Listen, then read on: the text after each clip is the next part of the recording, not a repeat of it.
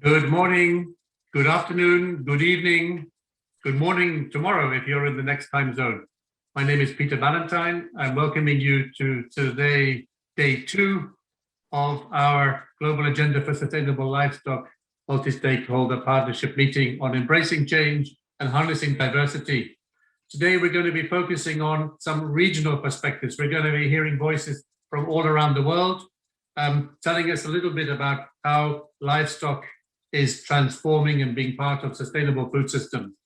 But before we go into the substance of the agenda, I would like to share with you some important information about the interpretation and translation that is available today. Reducing greenhouse gas emissions from the dairy sector, we need to be very aware of the fact that we don't end up creating a new et sur le moyen de subsidier en todo el mundo. Y hemos develop a different. Thank you very much. Good. So I hope you've all found your way to the interpretation options. You've chosen the language you want. We will be speaking English as we go through today, but French and Spanish is available. I just want to remind us all, but also the speakers, that the whole session is being recorded. It will be made available afterwards. And if you're interested, you can already see yesterday's presentations. They're on the Global Agenda YouTube channel. They will be on the website. And if you go to the agenda on the platform and visit yesterday, each session has its own video recording available. As we go through today, you're going to be watching and listening to several presentations. We would like you please to use the Q&A function of the platform as chat. So please, as we go through, if you have comments, if you have questions, if you have observations, please post them as we move through. We will also be doing a couple of chat exercises. So I want you please to be really ready to make sure you know where that Q&A chat function is. If you have your full screen enabled, I think it's hidden. So you have to have your full screen not enabled. Good. What are we going to do today? We have 9 presentations for you. In the past weeks, we've had 9 different regional meetings covering the whole world, from Oceania to North America and all places in between. We're going to be having brief presentations from each of these consultations, and in between them, we will have a discussion element. So we will have groups of 3, and then we will have a discussion element where we will also hear from 2 colleagues who I've invited to join me as discussants to try to extract and identify and make sense of what we're hearing. So 9 presentations. These will be focused around the 5 action tracks of the UN Food Systems Summit, which those of you who were here yesterday will remember. We had a nice session yesterday hearing about what's going on there. And we've asked the participants to talk about what are the critical challenges that livestock stakeholders are facing to 2030, and what are some game-changing solutions that we can act on. As just to repeat myself, this should really be an active listening session. It's quite a long session, so we hope you will be able to keep your energy levels high. Please post your comments and feedback and reaction in that Q&A box. And as I just said, we're going to be joined by 2 discussants after each group of 3 presentations. So we're going to start in a moment with the first report, which is from Liz Wedderburn, and she's going to talk about the Oceania regional meeting. We will follow that by a report from, I think, South Asia, where Nitya Gotke will give us our presentation, and then the third presentation will be from East Asia/China, and Mr. Yang Hongyi will give the presentation. So we're going to go through each of them. Each person has 10 minutes, and then please keep to your time, ladies and gentlemen. And I think we go away. I'm going to control the slides, and I'm hoping that Liz is ready to go. Liz, over to you. Thank you, Peter, and really nice to speak to everyone again. So it's my pleasure to represent Oceania this evening. Oceania, for those who don't know, is made up of that large continent, Australia, as little baby sister New Zealand at the side, and the Pacific Islands. We had 27 people attend our consultation, and the next slide, thank you, Peter, to explain what we found. So these are just some examples of the challenges and the solutions. There were usually about 2 or 3 challenges identified. There were small groups of people who worked on each of the tracks. So under track 1, one of the main challenges that we found was actually maintaining genetic diversity of livestock. And particularly there was a concern around the degradation of nutritional composition over time. The solution we identified was revitalizing some of the more traditional smallholder mixed crop and livestock systems.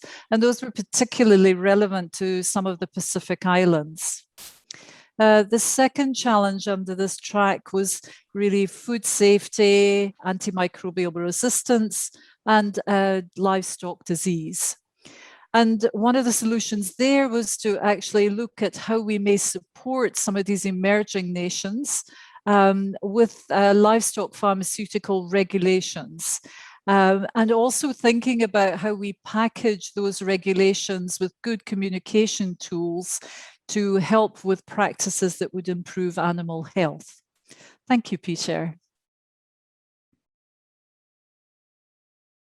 So under track 2, the challenge there was really the requirement to promote the efficiency of systems within Australia and New Zealand, particularly the ruminant production systems. And also, as we heard yesterday, there is such a diversity of systems that having just a generic or an average is really a challenge in itself, and that we really need to think about a much more nuanced differentiation between the systems. And the solution to that was that carbon neutral targets be adopted by Oceania for most of the livestock industry. And that be linked very strongly with communication and the ability to verify and trace the fact that those livestock products do have a low carbon, they are helping meet those low carbon targets. And the second challenge was really, and we'll hear this a lot from Oceania, it was a real concern that consumers have a real lack of understanding of, one, where their food is produced, the nutrition of the food, and particularly the nutrient density that you get from livestock products. And so that they have really, when they're making those food choices, that they can actually be much more knowledgeable. And again, the solution for that was to say, well, actually, we've got a lot of good cases and examples in Oceania of where the food is produced and the nutritional content. And we really need to be promoting that much more. And again, making sure that we've got representation of the sector and not just pulling out some of the cherries and showing some of the really, really good examples. Really look at the representation. Next, thank you. The Boost for Nature track really focused on how to transition to low carbon farming enterprises. And one of the key challenges with barriers to uptake of some of these sustainable systems. So there's a focus on 3 solutions here. One was around restriction of further land use going into livestock, and Australia has examples. And the other was looking at some forms of alternative feeds, particularly looking at pastures and forages that would be drought tolerant. Then there was really an idea around recognizing and rewarding low carbon products. And so again, thinking about how do we get the consumer to pay some more money for some premium for their And how do we demonstrate again and verify how these products are moving the whole system in the right direction? And the third solution there was actually how do we promote and protect the biodiversity that we have in our managed landscapes? And one of the examples there was looking at how you might mix enterprises within systems. Thank you, Peter. The track 4 was around really spending a lot of time on trying challenges around urban consumers being disconnected from food production. And the solution that was looked at was really the development of these strong narratives around delivery of safe and nutritious food, which is grown in a nature positive way. So we're hearing a lot about these stories that we're really requiring to develop up, and the data that we'll need for that. The second was for Oceania in particular, it's very far away from its markets.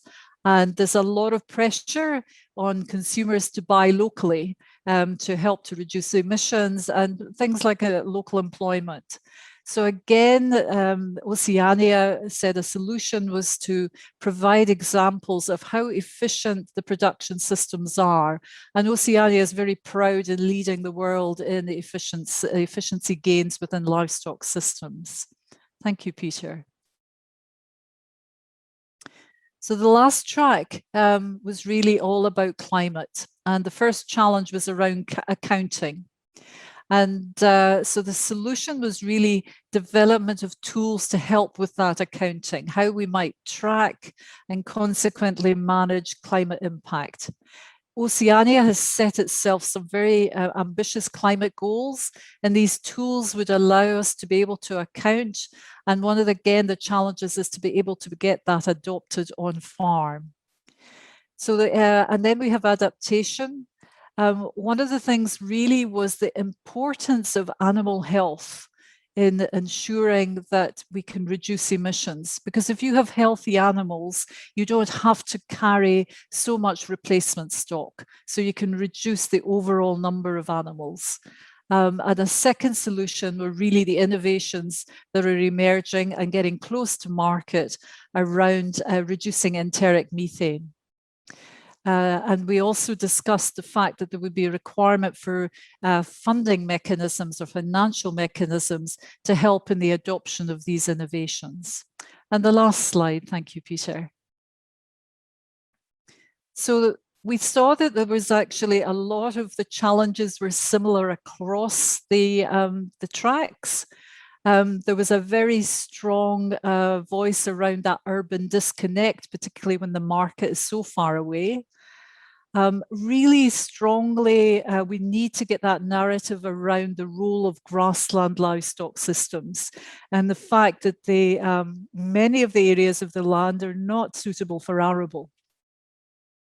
The importance of accounting for the environment and nutrition and the verification that goes with that. And the last one was really one of the concerns about penalising systems that are highly efficient. Because there was real concern that that might allow an opening for less efficient systems to exist to fill the food gap. So thank you, Peter. That was the consultation from Oceania.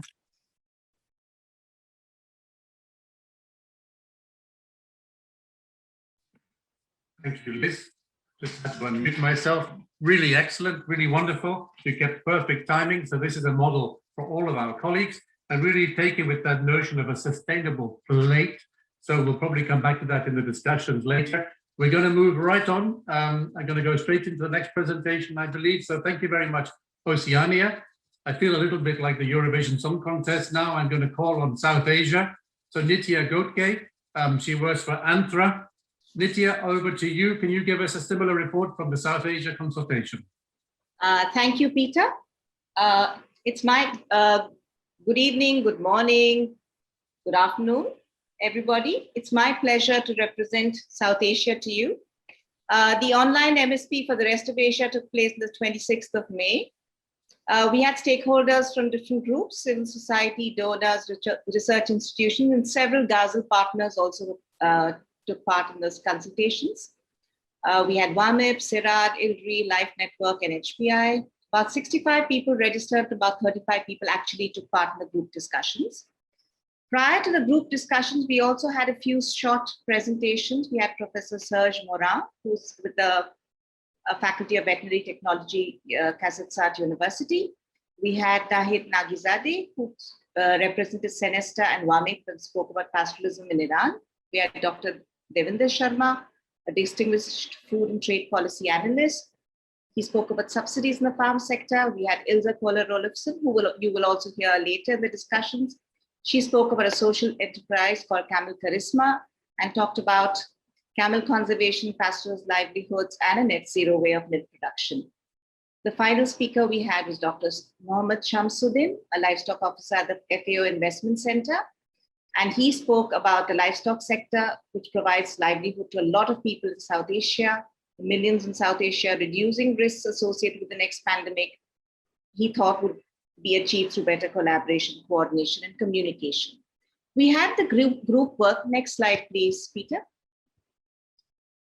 Can I have the slide?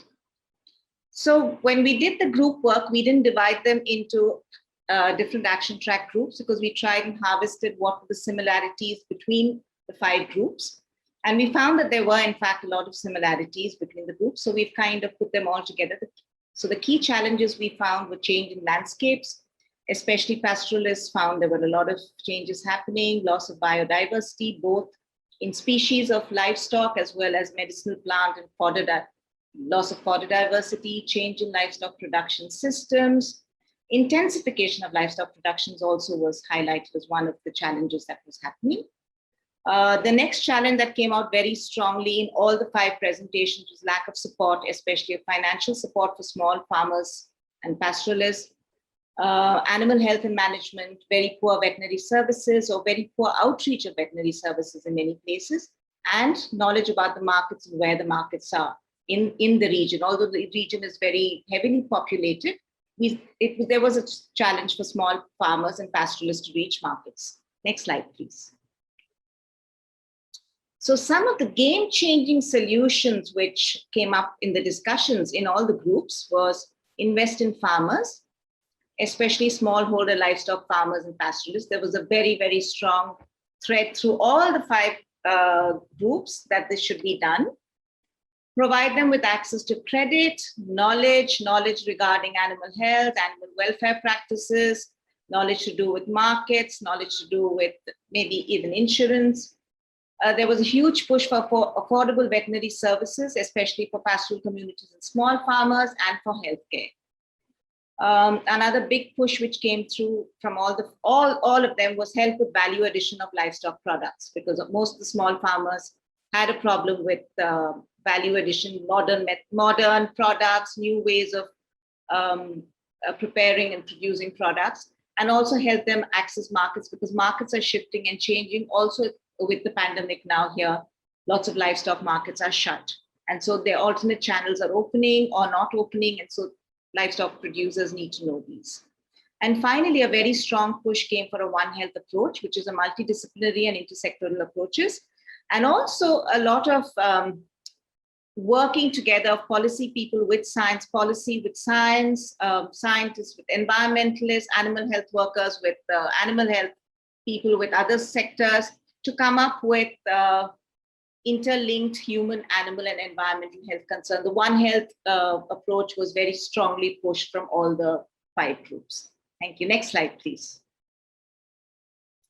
The other regional perspectives which came out very strongly was tenure rights to livestock farmers. The presentation from Iran's especially stressed about the challenges that were being faced by pastoralists in Iran with access to pastoral lands. And this is not only true for Iran, but it's also there in other countries. For example, the experiences from India showed access of pastoralists to forest areas or traditional grazing areas is being heavily restricted with new policies. So there was a push for having better tenure rights with access to adequate grazing and pasture lands they can continue to produce.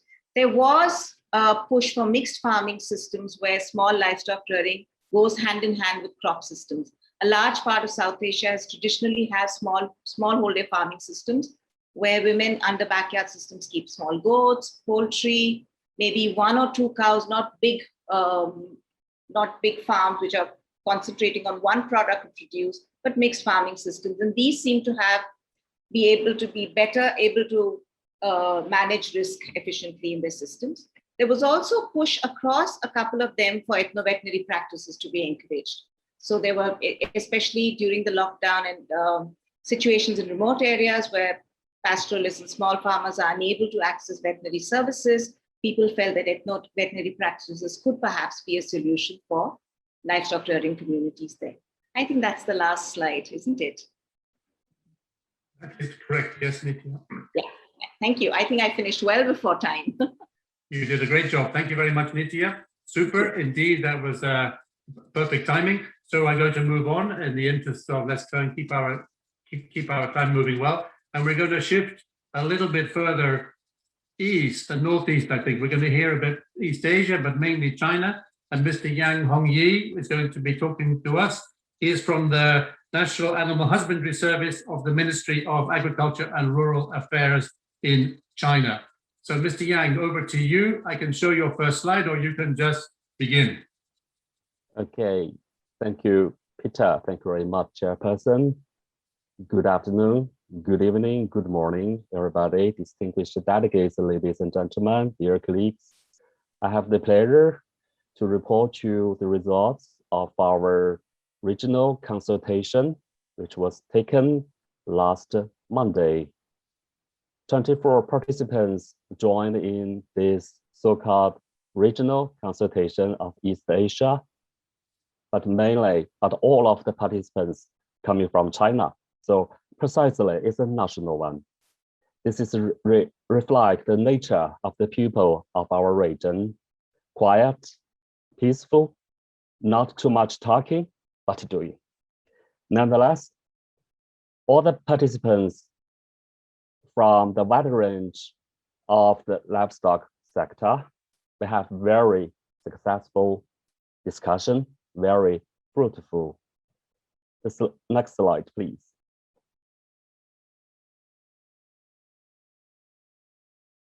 Yeah. In the very beginning of the meeting, we started by the positive role and the positive contribution of livestock sector to sustainable food system. This positive role was reviewed. You can see on the left chart. The livestock sector in China has been growing dramatically over the past 40 years since the reform and the opening up policy to the outside of world in late 1970s. China now has become the largest meat producer in the world, the largest egg producer in the world, and the third largest in dairy. Despite the livestock made a great contribution to ensure food security and to boost the rural economy, we're also facing challenges and problems. During the most time of the consultation, we discussed, the discussion was focused on the problems and challenges we are facing and a possible policy changing option and action taking in favor of livestock sustainability by 2030. A lot of challenges were mentioned. I herewith highlight only one most critical challenger for each of the UN action tracks. The first action track number 1, ensuring access to safe and nutritious food for all. The most critical challenger for China is the competition between the food and feed. China is the country featured with the high density of population and scarcity of natural resources. You can see the chart on your right. Now, China has become the biggest importer, the biggest buyer of grain. You can see the blue bar, of which China has becoming the largest importer of soybean You can see the orange line and the importation quantity in the year of 2020 hit historical records of 100 million tons of the soybean. Mainly, they are used for the feed, protein feeds. So this is the first challenger. This is the competition between food and feed. Next slide, please. On the other hand, the action track 2, the consumption side, is amazing. It's shocked. What I heard is that the food wastage is profound. According to the survey in Beijing, Shanghai, Chengdu, Lhasa, 4 main cities in China, done by Chinese Academy of Sciences in year 2013 to 2015, the on-table food waste rate is 11.7%. That is the average amount of 92 grams of food waste per person per meal. This is a really very high level, and it is further estimated that in nationwide, 17 to 18 million tons of grain will be wasted in the whole year, equivalent to 13 to 15 million people's annual food intake. When I heard this is very, I was shocked and heartbroken. Next, please, Peter. Yeah, there are other action tracks, 3 for the boost nature positive production. The most challenger is the loss of the diversity. Now the China's livestock system is more and more relying on a few of intensive breeds or varieties with high productivity. Local breeds and local knowledge are losing during this process. Diversity is under stress. According to the second national survey on animal genetic resources, 10% of the local animal breeds has extincted or endangered over the past 30 years. Action track 4, the equity of the livelihoods, particularly for the small and medium-sized farmers, they are facing challenges. Nowadays, the threshold to enter the animal husbandry is getting higher and stricter as the demand for biological security, environmental pollution control, disease control is threatened. So more and more small and medium-sized farmers are withdrawn from the animal production, which is threatened to their livelihoods. The last action track is resilience to the, this is also, we are facing challenges. Finally, the pandemic of both human rights and also the outbreak of animal diseases are always the major threats to food supply chain.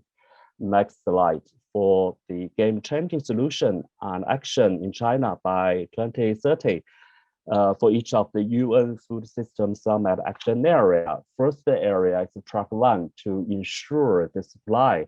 2 options may taken. First is to respond the feed and the shortage of feed. We can through to improve the animal productivity by to improve their genetics, to better management and so on, and also to improve feed formula to reduce protein component. The action track 2 to formulate the anti-food waste law or regulation and education intervention in primary school or secondary school has been taken, and to raise the public awareness to save the food, anti-food waste. And also we need to raise the public awareness on healthy eating habits promotion. We suggest more white meat, less red meat. Next slide, please.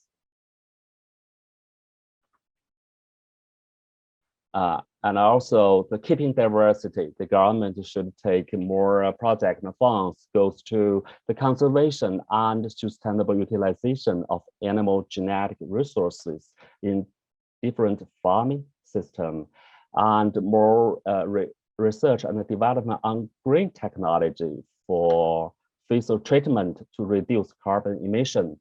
Next, please.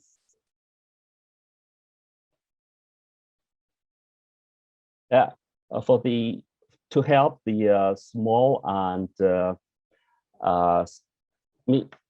medium farmers, we need a partner program. We call that hand-in-hand program. The large enterprises or the large firm to help the small scale farmers.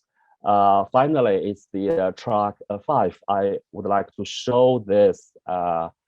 This is the price change during the last 20 years. This is very interesting. We can find that every time the price increase sharply or we are facing the challenge, there is always an outbreak of animal diseases.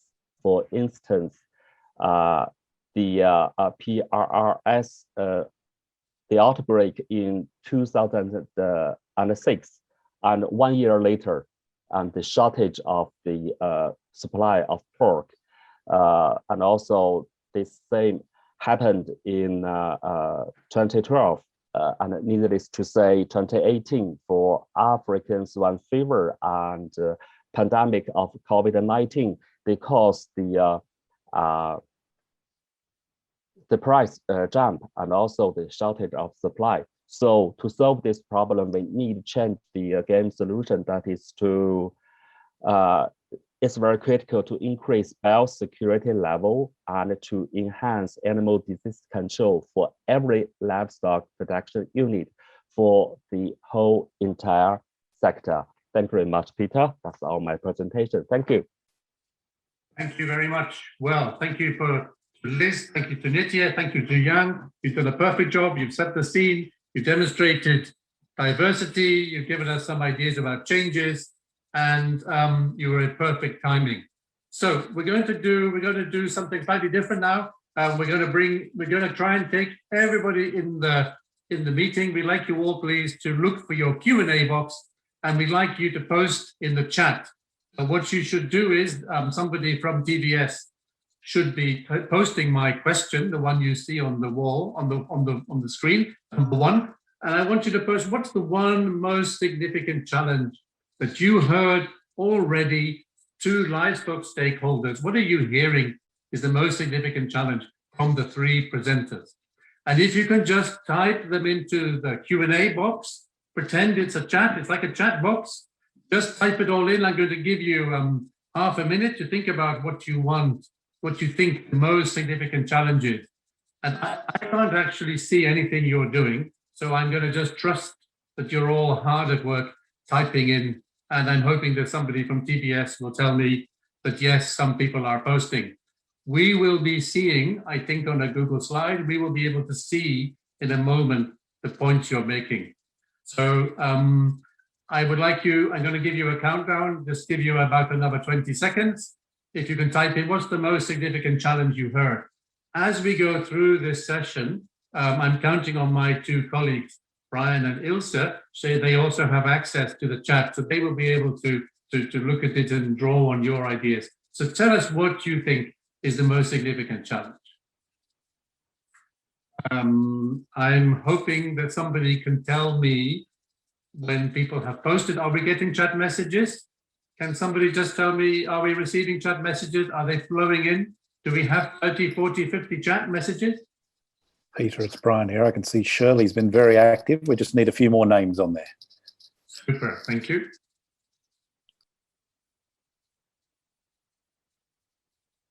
Okay, I'm going to give you another 10, 20 seconds because our speakers were so efficient with their presentation earlier. We actually gained 2 minutes.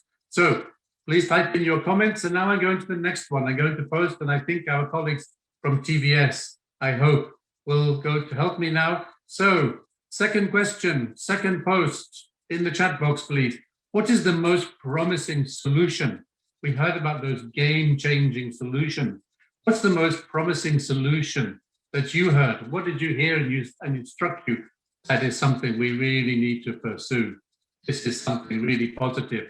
That's something I want to know more about. What's the most promising solution that you heard? And I'm really hoping that it isn't only Shirley who's posting in the chat. I'm hoping there are many of you here today all posting and reflecting on what you've heard.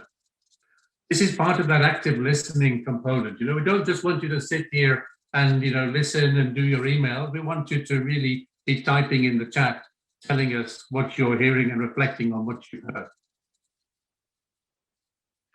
So I'm going to give another 20 seconds and I'm hoping for some help from somebody. Brian, are you noticing any chats coming in terms of this question?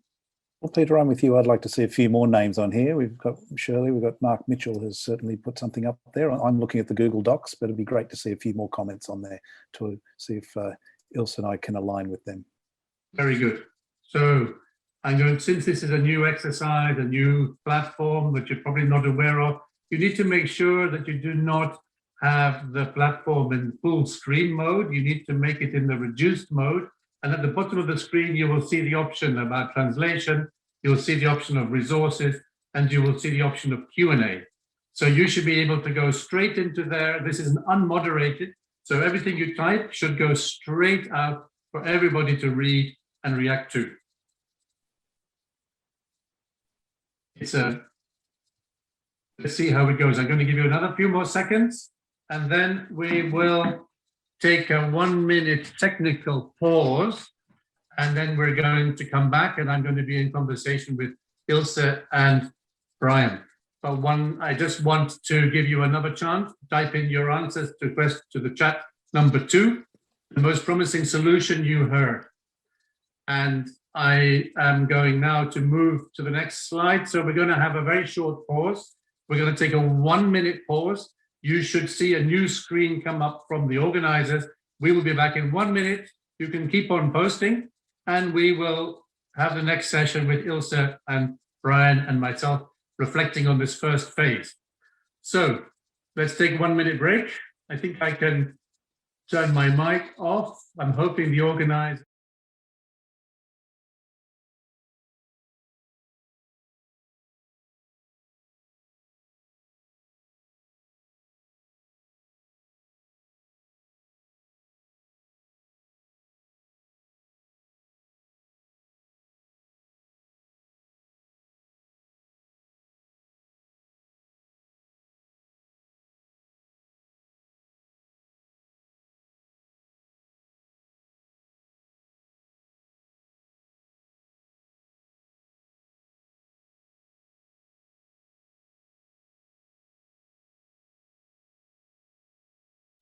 Okay, thank you everybody for your attention and patience. We had some slight technical challenges, but we're back.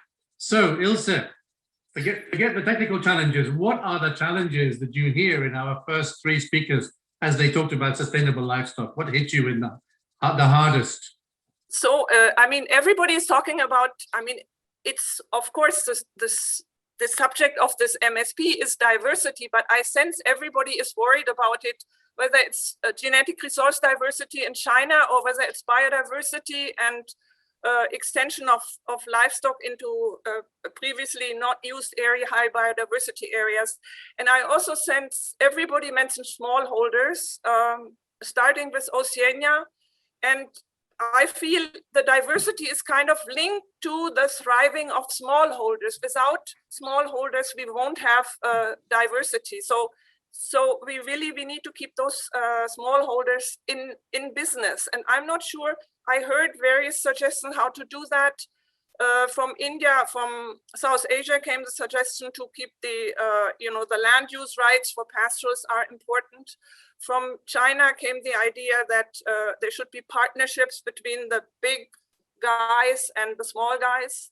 But I sense we don't, and I have the feeling that, we all want efficiency. Efficiency is always what everybody wants. And I feel that is kind of working against smallholders, because efficiency means that you use high yielding breeds and that you feed them very good feed. And those are the things which are also undermining the diversity, the biodiversity and the genetic resource diversity. This is just my, my NGO perspective. But I do have a question for Liz. She says, concerns penalizing highly efficient systems to allow the opening for less efficient systems to fill the food gap. And so I don't really understand what is meant by that specifically. And I'm also wondering whether we actually do have a food gap. I mean, I have the feeling we are producing maybe too much food, because everybody seems to, at least Oceania, very much concerned about the ability to continue exporting. So maybe we're producing too much in certain areas. So I would like an answer on that from Liz. If you could elaborate what you mean by penalizing the efficient systems. Yeah. Okay, thank you, Ilse. Liz, hang on a moment, Liz. Let's come back on that. Okay. I'd like to hear from Brian first. Prepare your answer. Brian, what are your thoughts? What are we hearing in terms of solutions? And are you seeing anything in the chat that's particularly striking? Solutions. Well, solutions, I think really to get that solution, I think we need to really identify what the challenges really are. And I need to go back there, Peter, because some of the presentations today, when the speakers were talking, I was thinking something quite different to them. When they talk about biodiversity, I'm thinking about bees, flowers, species in nature, look, action track 3. But when most of the speakers are talking today, they're talking about the biodiversity of our animal species producing the food. So I just wonder if we've got a bit of a communications issue as an industry when we're trying to talk about one thing, talk about size of farms and all sorts of things, about how are we communicating to those consumers we want? And some of the topics here talking about the consumers being disconnected from agriculture and, need to know more about the nutritious qualities of the products we're producing, the protein and the amino acids and so forth. But then I'm from the dairy industry, and I know people in Europe will pay more for a bottle of water than they will for a bottle of milk. So do they really care? So I think sometimes we've got to go back and look at what the real issues are before we can find those solutions. I've seen some good stuff in the chat, some really good, interesting comments. Food, not feed. It's an important one because often there's myths out there, and we maybe need to do a bit of myth busting about some of these things that are out there that are influencing those who buy our products or are creating our policies. I'll stop there, Peter. Okay, thanks. So we've heard about communication, we've heard about myth busting. Ilse talked about the diversity, talked about efficiencies, and we have a very specific question for Liz. Liz, can you answer Ilse's question very shortly and in a very clearly communicated myth busting manner? Oh my goodness. You ask a Scots person to do that. It's a bit scary. Thanks for your question, Niels. The context of that comment was really around both internal New Zealand policy, government policy around the ensuring the targets were met, and then the global sort of policy and the global trade agreements with regards to, again, that shift from perhaps reducing production in some areas with regard highly efficient and allowing production in other areas or more production in the other areas where in fact they aren't so efficient. So that was the context of the comment. Okay, in the interest of time, we're going to move on. We lost a little bit of time with a technical challenge, but I think we're going to move on. So thank you very much. Colleagues, thank you, Liz and Nitya and Young for joining us for that opening. You're free to stay with us, or you can go back to the main platform, whatever. And we're going to move on now to Ilse and Brian. We got started so we can continue this conversation after the next round of presentations.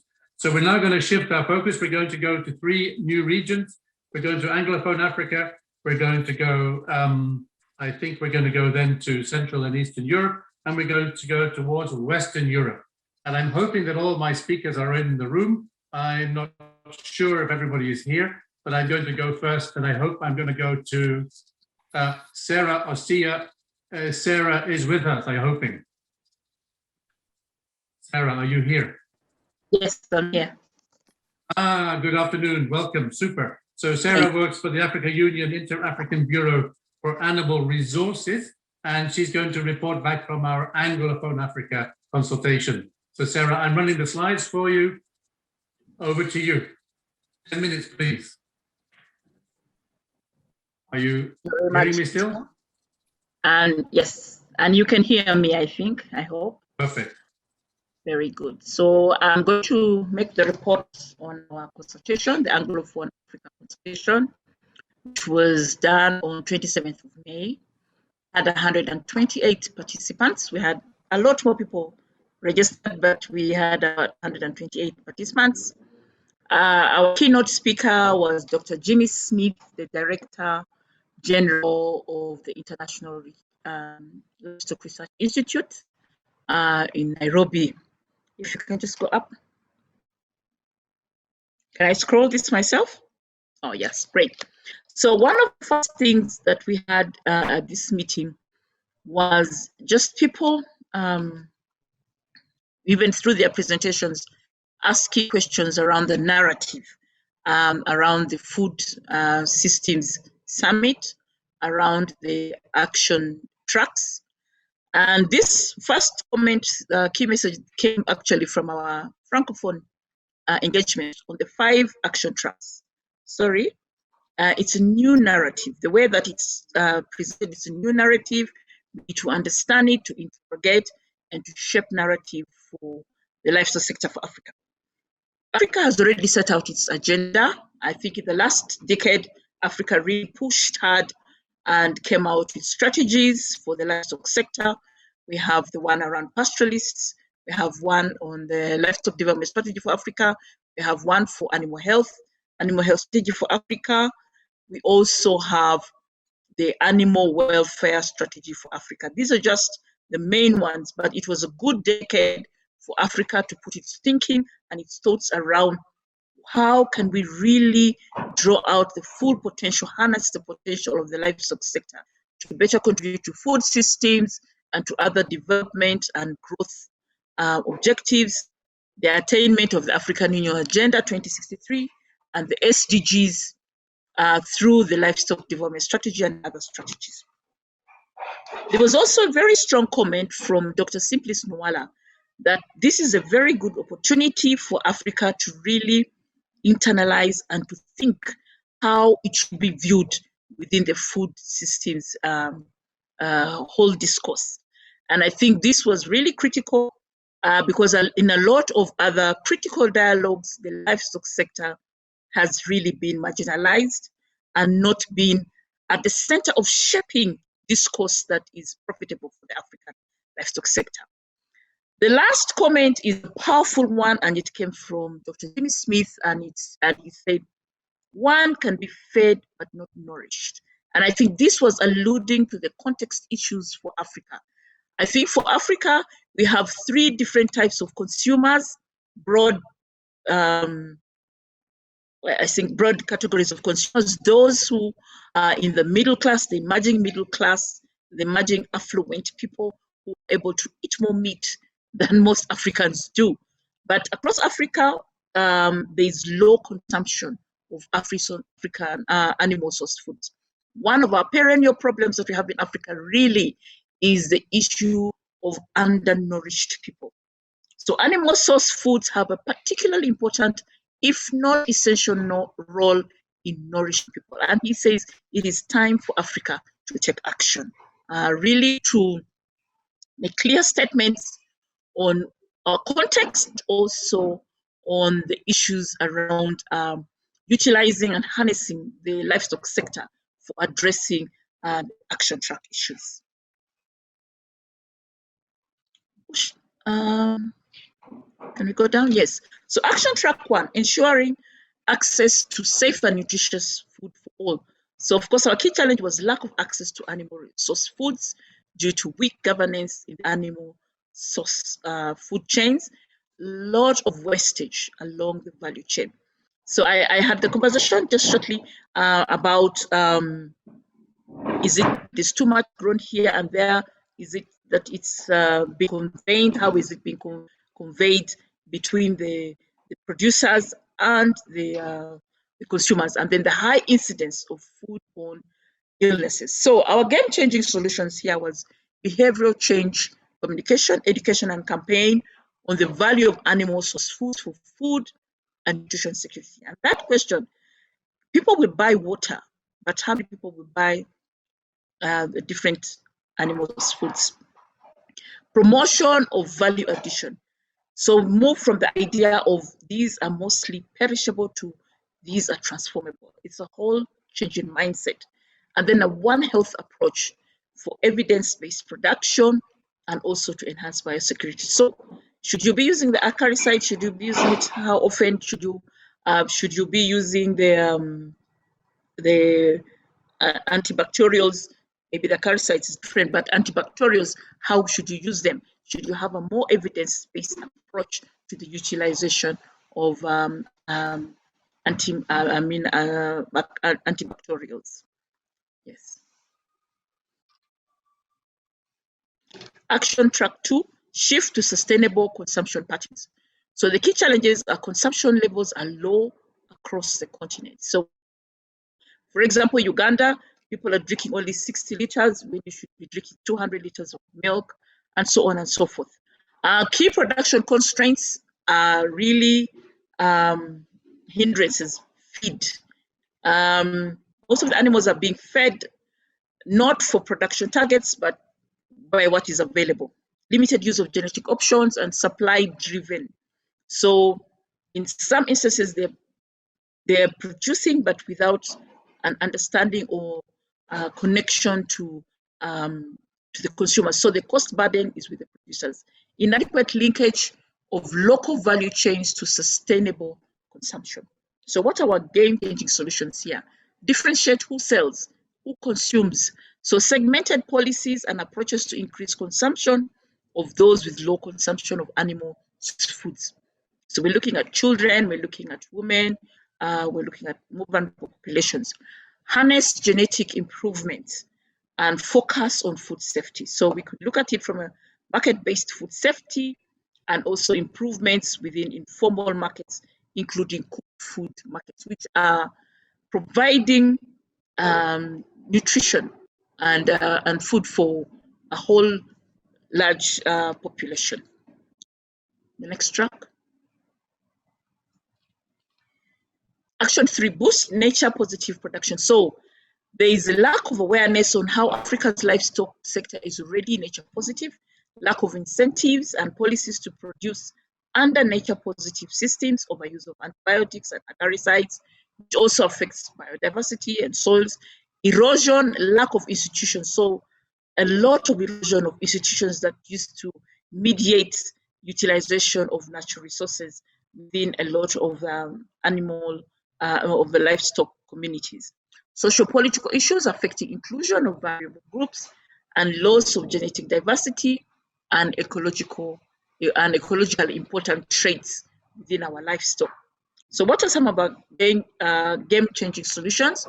Develops specific narrative and communication strategies to enhance understanding of livestock nature positive production, inclusive policies, frameworks, and capacity building to support smallholder nature positive production, holistic and package approaches to land tenure systems and regulation, also to support a decrease of that pressure on some of the land, the natural resources, to support diversification into other activities, expand dialogues and enhance bottom-up approaches and conflict resolution, and development of selection and breeding programs for indigenous breeds. So this has been a thrust for AU-IBA, working with our stakeholders, strengthen conservation centers, and increase awareness and advocacy on importance of indigenous breeds. Action track 4, advance equitable livelihoods. So the key challenges: pastoralists losing livestock assets as a result of disease and climatic factors, perennial debate on the sustainability of production objectives, especially pastoralists. So even within our own discussion group, people were like, okay, the herds are too big, and others were like, well, that's for risk mitigation. So that conversation really needs to gel, to be built upon, to be interrogated. Inequitable or gender access to markets and control of benefits, and markets are generally not delivering for the majority of smallholders. So they're inefficient and exploitative pricing. So what are our game-changing solutions? Climate smart technologies, specifically for pastoralists and for other smallholder subsistence livestock keepers, recognition and support for diverse livelihood objectives. This came very strongly that even though we say we're supporting livelihood, still we are unable to put our heads around some of the more maybe more personal or more community-focused objectives for why they have certain livestock, and the range of values that are appropriate to livestock. Understanding why do people keep livestock? Why do they invest in livestock? Why are livestock important to people? And supporting that, not from external perspectives. Based value chain models integrate the different strategies. Uganda has one of the cheapest milk production strategies, models where it has strategies that address pastoralists, address urban, peri-urban dairy keeping, address large herds of dairy animals or commercial, and they take 4 different strategies and deliver the milk. So commodity-based approach, information, extension, messages to cover all actors, including women and men. Thank you very much.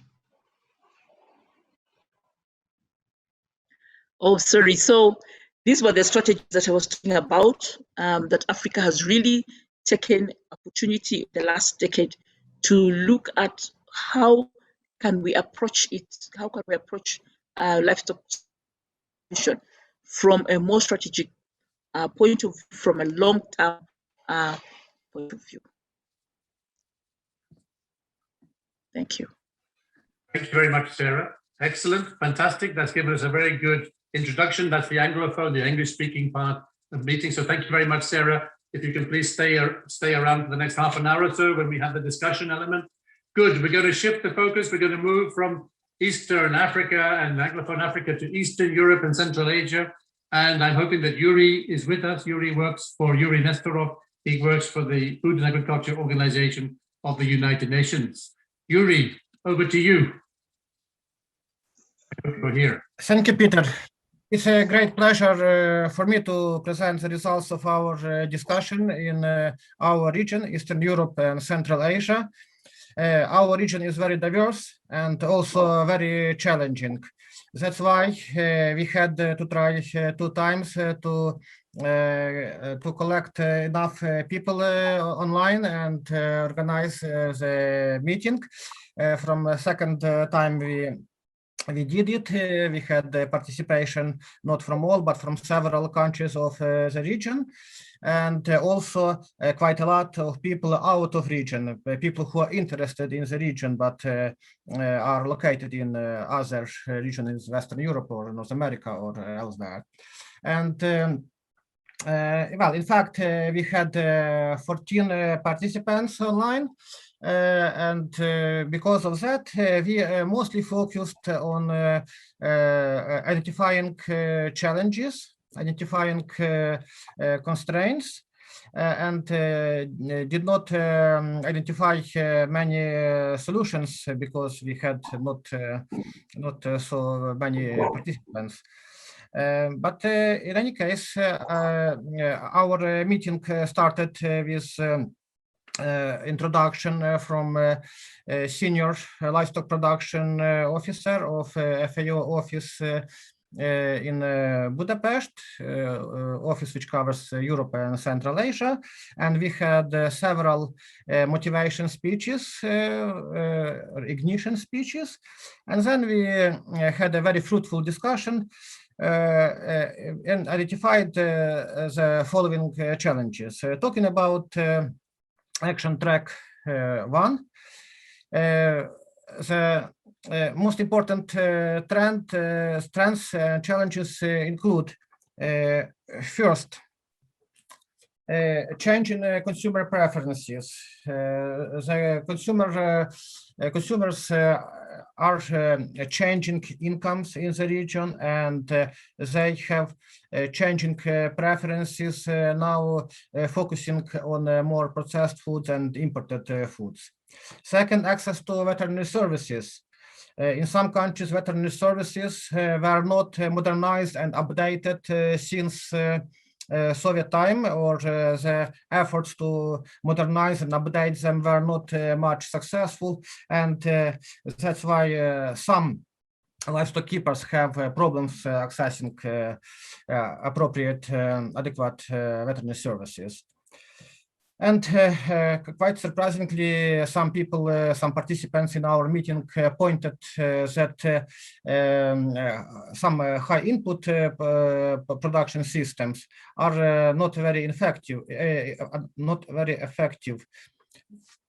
very efficient.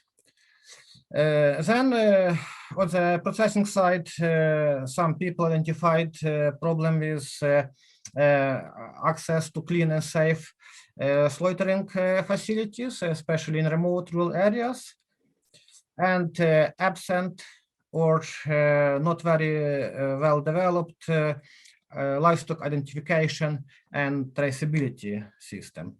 That's for action track 1, and for action track 2. The critical challenges identified include high disparities in consumption along wealth gradient.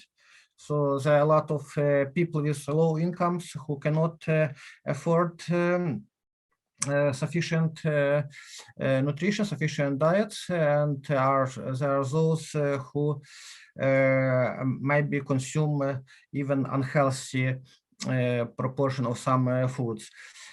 Central Asia has one of the highest rates of heart disease in the world. That's a big problem.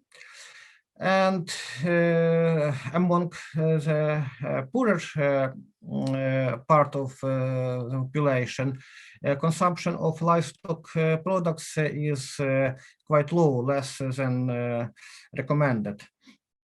And the changes in food preferences, especially among youth and the urbanites, are a challenge because sometimes these new food preferences are not healthy. The choices of foods are not as good as they could be.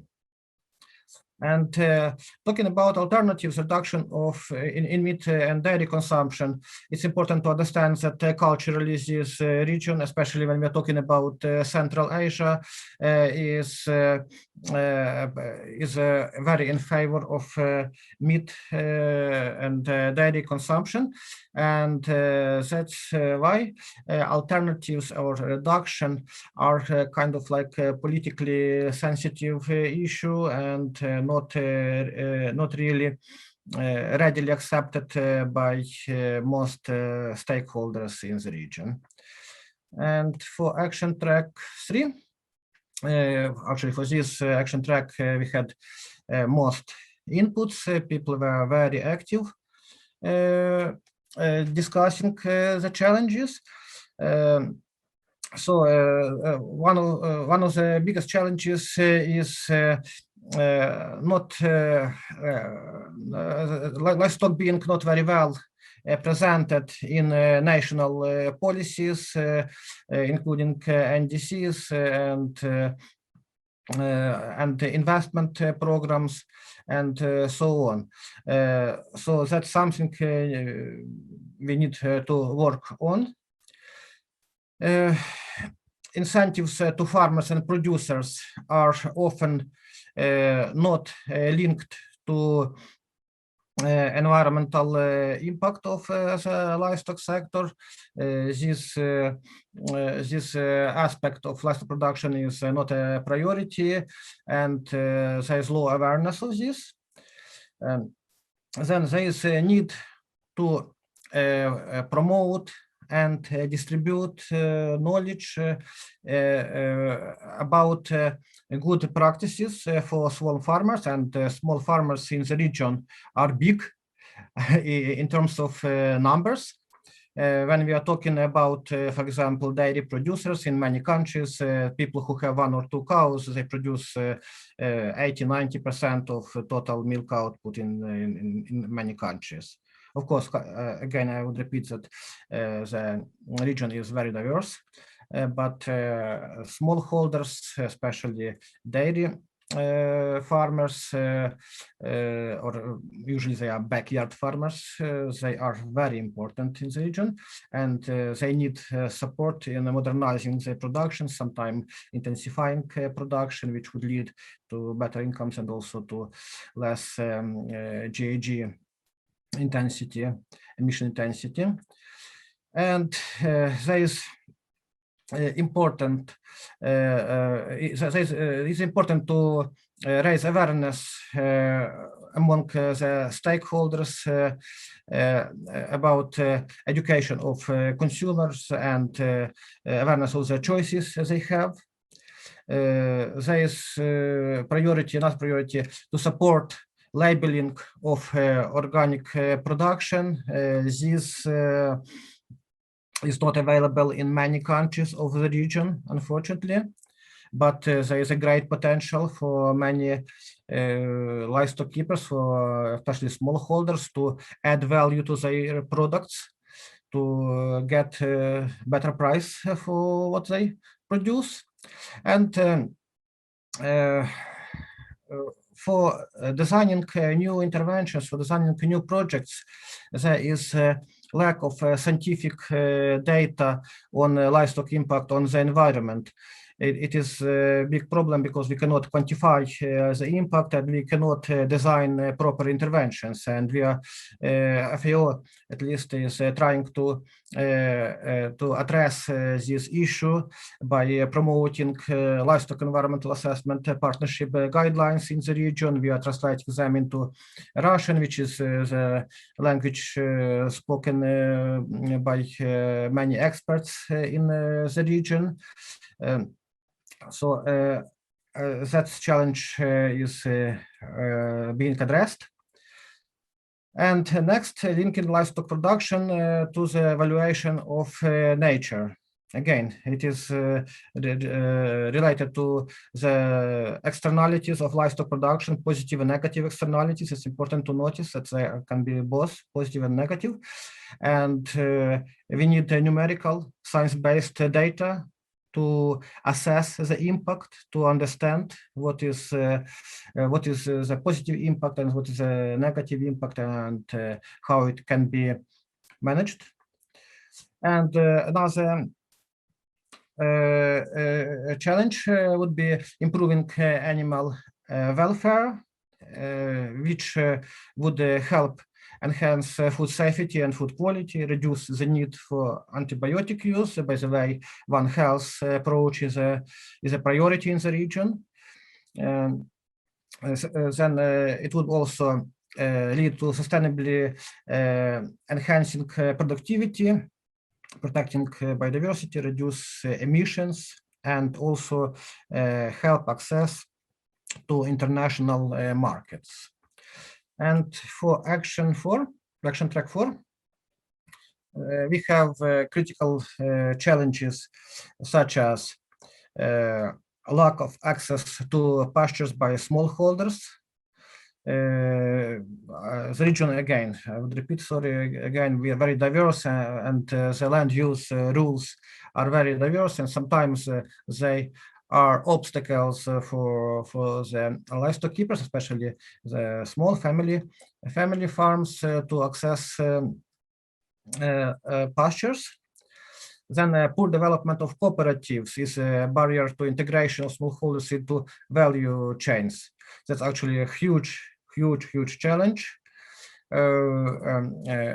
Cooperation is has no well-developed tradition, and what happened before was basically a forced cooperation by Soviet government, which is not liked by many livestock keepers. And now, when livestock keepers are encouraged to cooperate, they meet these such initiatives with suspicion. They don't trust. That's an issue.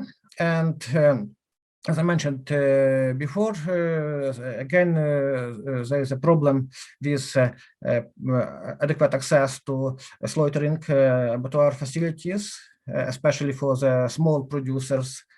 And also transportation costs are very high for them, because transporting a small number of livestock to abattoir takes much more financial resources.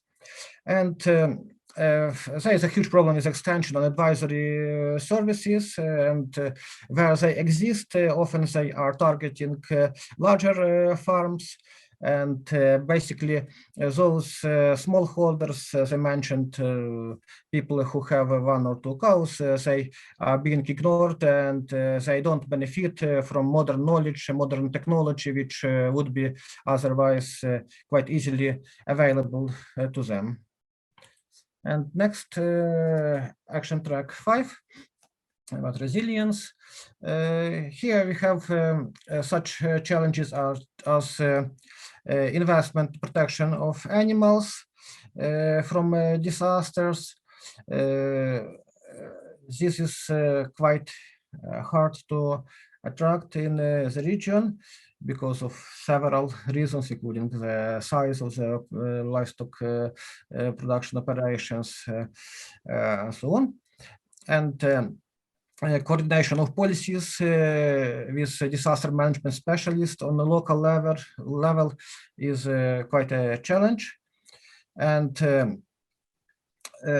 but at the same time, it is important to understand the key roles played by working animals in building resilience in the livestock and agriculture sector, and their contribution to the Sustainable Development Goals. And last but surely not least, the management of animal genetic resources, despite serious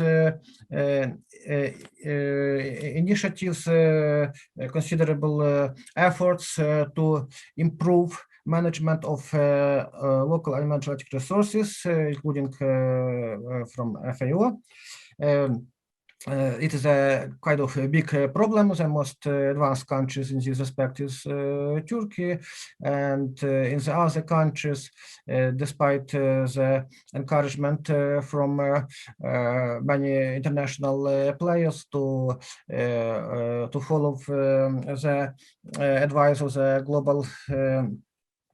global strategy and action plan on management of resources, and having coordinators appointed in each country, the management is less than we could wish, less adequate than we could wish.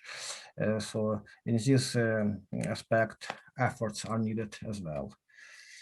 That's all from my side. Thank you very much, and I would appreciate questions. Thank you very much, Yuri. Okay, much appreciated. You were a small group, but you were a very productive group. Much appreciated. We have, however, slipped a bit more behind time. So I'm going to call straight away for Andrea Rosati to join us, please. He works for the European Federation of Animal Science, and he's going to talk about Europe, or more Western Europe consultation. Andrea, over to you. If you could use less minutes, would be great than 10. Over to you. Okay, thank you, Peter. I'll do my best. Can you hear me right properly? Perfect. Very good. Okay, so as Peter properly announced, I'm taking care of Europe, excluding the Eastern Europe. I was taken care by Yuri just before with the previous presentation. What we did, we used the Animal Science Network of the organization for which I'm working, which is around 4,000 people in EAP, and plus many stakeholders.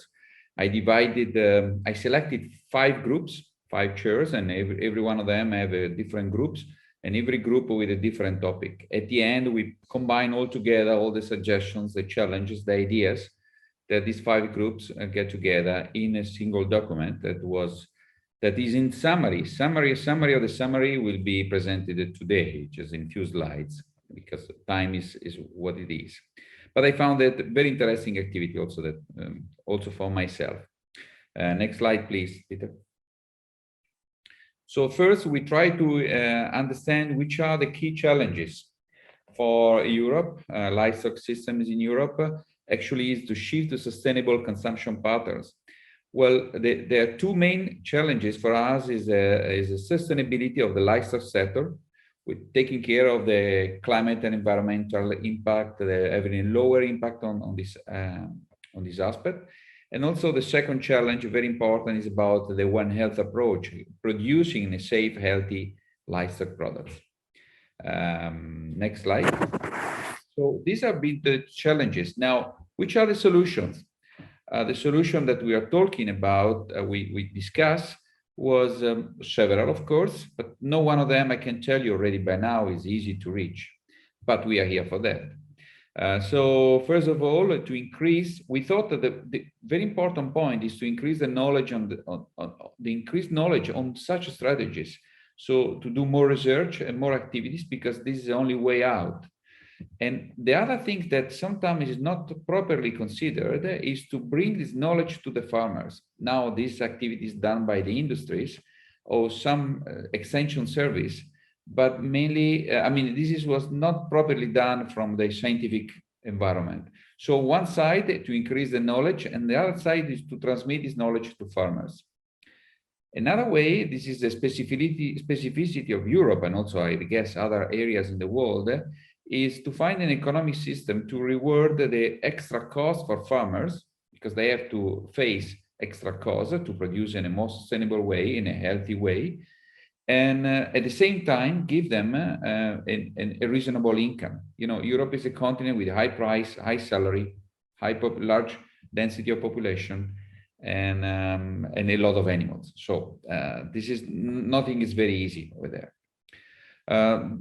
Then also, because of these constraints, we have to think also about having a sustainable intensification. So it's impossible, at least in our continent, not consider intensification of animal production, not consider intensified the production, but must be done in a sustainable way. And to do this, we go back to the first point, to increase the knowledge on such a strategy. Please, next slide. The other things is about, you know, as you say, the produce in a safe and healthy way, to having this One Health approach. What are the game-changing solutions for that? First of all, we thought about increased inspection and control measures. Well, all these zoonosis that we experienced in the last 20, 30 years should have told us something about this.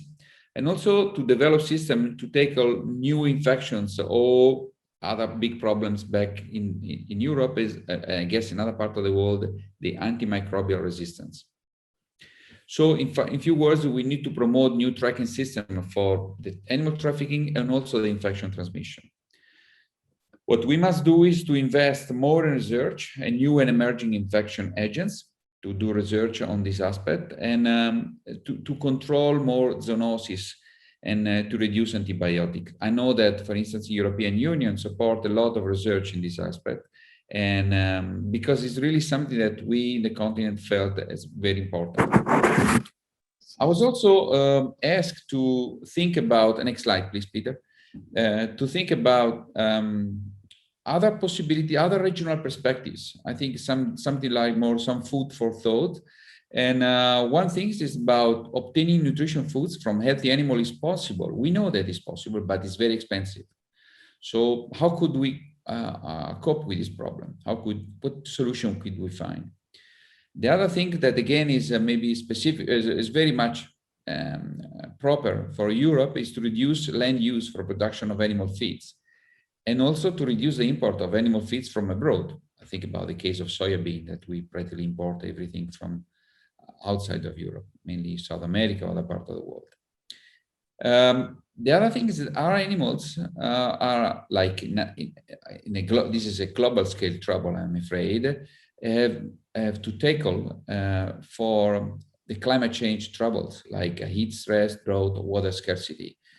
This is also for Europe. It's not only for other countries, not only for other continents, but also for Europe. So this is more or less, the challenges and the game-changing solutions that came out from Western Europe, Peter. I think it was very good in limiting time, wasn't I? Andrea, you were a star. Thank you very much. And that was a very, very excellent presentation. You summarized the key points super. So thank you very much. I would like to thank you very much, Sarah and Yuri and Andrea. I've been asked by the organizers to ask you all to keep your videos on, because if your videos are not on, you don't appear properly on the platform for all the colleagues. So just keep your videos on. We're going to do something similar to what we did just now. I would like to go back to the group, go back to the chats, please. This is back to the audience. You've heard 3 more presentations. We've heard from Anglophone Africa, we've heard from East Europe and Central Asia and Western Europe. So what is the most significant challenge you have heard coming out now in those past 3 presentations? So if we can go more quickly than the first round, you know what you have to do. If you can just type very quickly, you should see in the chat already, number 3, and then the most significant challenge. So what are we hearing? What have you heard now that's coming up? Perhaps it's a new challenge, perhaps it's an earlier challenge which has been re-emphasized. So let's just take a few seconds if you can post that. I'm hoping that the messages are arriving in the chat, in the Q&A box. I don't know how many we're going to get, but if you can please post them in there, we can maybe draw on them later as we move through this exercise. Just going to give you another few seconds to post that one, and then I'm going to go to my next slide. Okay, same question as before. Similar question, what's the most promising solution you have heard? So tell us about the challenges, tell us about the promising solutions. What have you seen? What have you heard? What can we take from the 3 presentations we've just picked up in a few minutes ago? Yeah, so let's take a minute, and then just as before, we're a bit behind time, but we're going to repeat the process a bit. We're going to take a 1-minute pause, and that will allow us at our end to see what you're posting, so that Brian and Ilse can pick up and see what's going on, and the speakers can also see. So we're going to let you post the critical challenges you've seen, the promising solutions you've heard. Please post them in the chat. Tell us a little bit why you're posting them. And then we're going to take a pause for 1 minute. And then we're going to have a small discussion, and hopefully we'll have some questions for our speakers.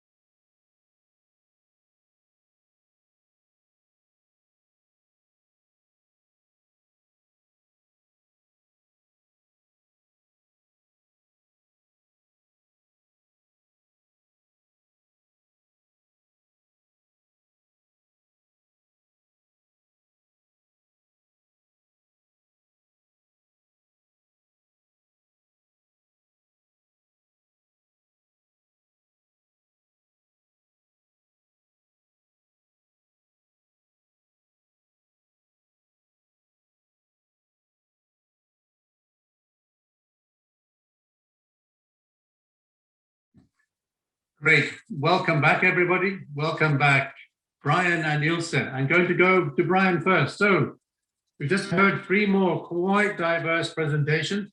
What are we hearing? Brian, are you there? Yes, I am, Peter, and some confirmation of comments that were made in the previous session, but some new ones as well. And what I noted down here in some of the key challenges is that health and welfare component and the role that plays in a sustainable livestock production system. The role of livestock, and it's more than just meat and milk and eggs, it's more than that. It's about people's livelihoods as well, and that came out through very clearly. There's quite a bit of discussion today on systems of production, and I think we need to consider how we manage that as a livestock sector. It's almost coming across a little bit as intensive bad, extensive good, whereas actually in my role as a consultant globally, I've seen both types of systems can be sustainable. And I think we've got to be careful how we package that message. And Andrea certainly talked about sustainable intensification, and that's the model we should possibly look at. Extension and knowledge transfer, that seems to be lacking in the regions that we've heard from so far about how do we get that new R&D knowledge to farmers so they can implement it. And another key one that came out for me, especially from the African presentations, was about those interrelationships. Looking at livelihoods, how do we help connect the farmers with the markets so there's a market pull for the product they're producing? Therefore, it's a continuous and positive cycle of keeping them and their families healthy and well and nourished, as well as having a great market for the commodities they're producing. And of course, again, genetics comes through, genetic resources comes through again strongly in these presentations. Talking about local breeds, loss of biodiversity, but here again, it's about the trade-offs. It's the understanding of how do we get the right genetics for the right market, for the right geography and climate conditions, but make sure we can treat them, and come back to the health and welfare comments, how do we make sure they are managed in a way that's appropriate for that location? I'll stop there, Peter. Right, so we've heard, there's this notion that improving health, improving welfare, making livestock farming more nature positive incurs costs. Is that, what's your thought about that? I mean, are those costs that farmers should bear? I certainly wrote that down as a question, actually. Why does it have to be more expensive? It may be, it depends. And this is something else that I noted down, is it's about finding local solutions to local challenges. We got to be careful we don't try and make this livestock production system homogenous. As Yuri rightly said, it's a diverse region he's working in. So there will be local solutions to local challenges. And when you talk about sustainability, to me, that takes on the economic consideration as well. The change needs to be viable for the farmer to make. So how do we help them do that? And it draws on many of these things. How do we bring technology through? How do we help them diversify? How do we help them with understanding how to apply technology and new knowledge to their farming business in a profitable and viable way? Okay, a bunch of questions there. Ilse, what Peter, are your thoughts? Can I give some answer here? Who is that? I can't see who's speaking. This is Andrea speaking. Sorry, yes. If you want to give a very quick reaction, then I go to Ilse, yes. Yeah, I mean, because this is something very interesting what Brian just said. I mean, it's part of many, he put together many different aspects of what we say before, not only me, but the other two speakers as well. I mean, we need to think that the knowledge is global, but the solutions are local. And but apparently this is doesn't happen always. And this is one of the trouble we had. When I say before that we don't have the proper transmission of knowledge from science to the farmers, is also related to this aspect, because actually the transmission is mainly made by the industries. And the industries, they sell what they think that is necessary to sell. Maybe they develop a system for North American or the Netherlands or Dutch systems, and then they sell it in developing countries with a completely different environment because they have this product. But maybe this is not a local solution. This is a wrong solution. One of the points is that we miss proper transmission of knowledge to farmers, someone to tell them what to do, that are not only industry people. But don't misunderstand me, industry are doing a tremendous job, but we cannot refer to them for developing, especially in local, developing local solutions. Sorry about that, if I told too much. That's okay, that's good. I mean, this is the global agenda meeting. You're talking about having local agendas, so maybe we come back on that one. Let me turn over to Ilse. Ilse, are you with us still? Yes, I am, very much So so. So your comments, your thoughts on all of this, do you have answers to all these questions that we've been raising? No, I certainly don't have answers. And as you pointed out, the three regions are extremely diverse. And it's very difficult to pick out, there are so many issues being raised to pick out the ones that are most relevant. So I'd like, if I may, just make some brief comments, questions for each region. Africa, I have a question regarding climate smart technologies for pastoralists. What are these? Somehow I have the feeling they're not that relevant for pastoralists, but I'd be happy to learn. Regarding market access for smallholders in Africa, there are also some very positive examples. For instance, the camel value chain in Kenya, and I believe in Somaliland, where women are actually in charge, and I don't think there are any big corporate players involved. It goes directly from the producer through those women to the consumers in the cities. So there are good things there too. Regarding Central Asia, I was happy that the loss of migratory livestock systems, which lead to overgrazing in some areas and undergrazing in others, was mentioned. I think that's a very important point coming from the League for Pastoral Peoples. And I was also intrigued that working animals were mentioned. I think this is the only presentation where the value of working animals was actually raised. Coming to Europe, we were just talking about local knowledge, and I feel farmers actually do have a lot of local knowledge. But so it's not a question of giving knowledge to the farmers, but a lot of farmers in Europe are dropping out because their production costs are much lower than what they get in the market. And I see that as a big problem, that the market, there is actually an over supply of livestock sourced foods in Europe, which then makes it necessary to find export markets. So, and that oversupply makes it possible to really depress the prices. So I see the problems in Europe. I mean, I have limited understanding, but I see the problems in the way the markets are set up. Okay, we have limited time. I'm hoping, is Sarah there? Sarah, are you with us still? I don't see you on my screen. I think Sarah has gone, yeah, from East Africa, from Africa. Okay, then Yuri, you want to can you give a very quick response on the two questions about the working animals and about I think it was about the migratory animals. Can you unmute? Yep, Yuri, quick reactions, comment? Yes, Peter, thank you.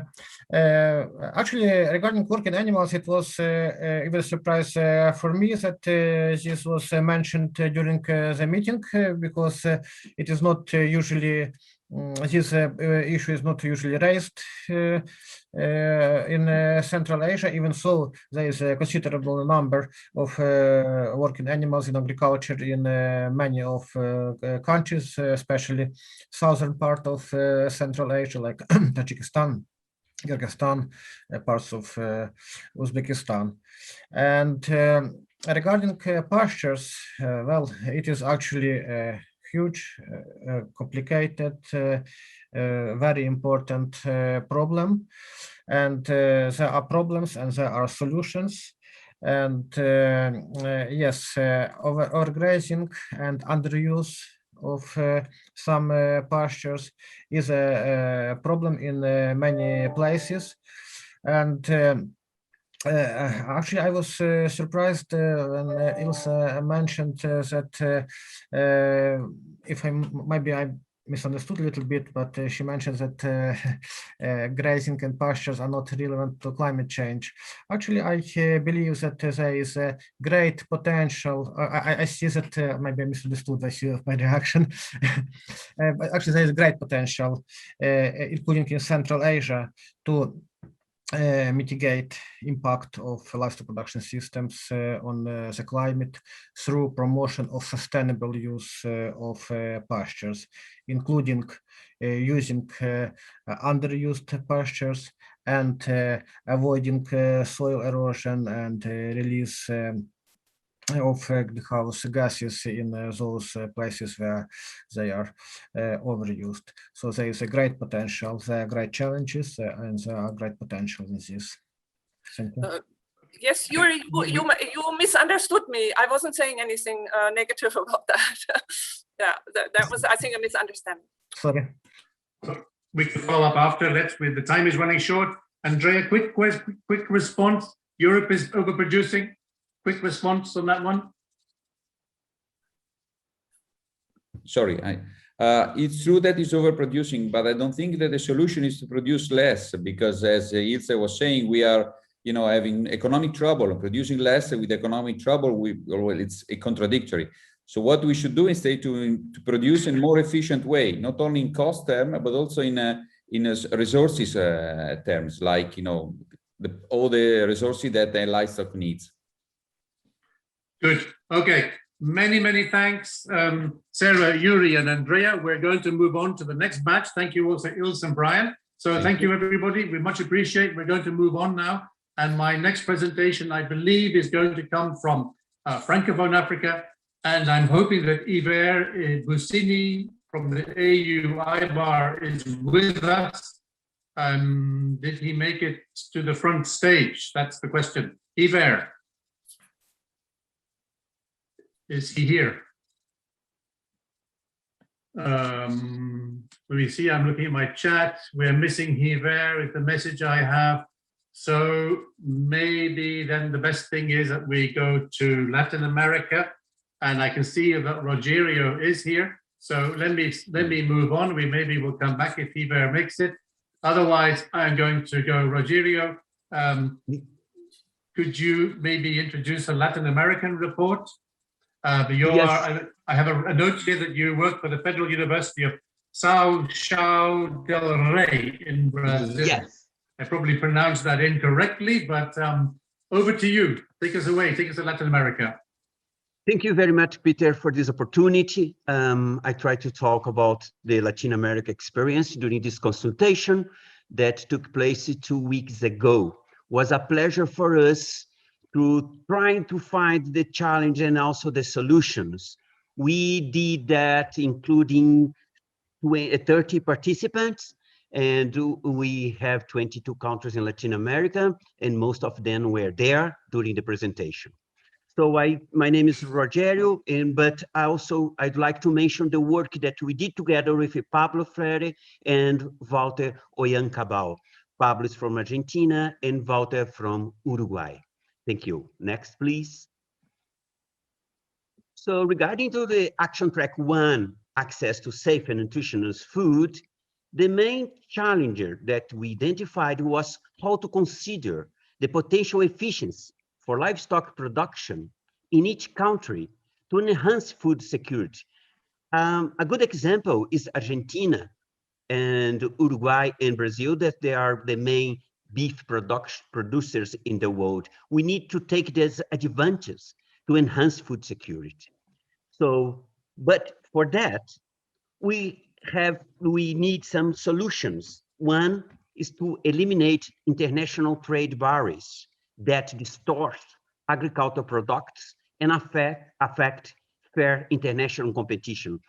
Trade barriers, that I mean dumping, subsidized tariffs, sanitary barriers. Those things can, if eliminated, can improve the production in Latin America.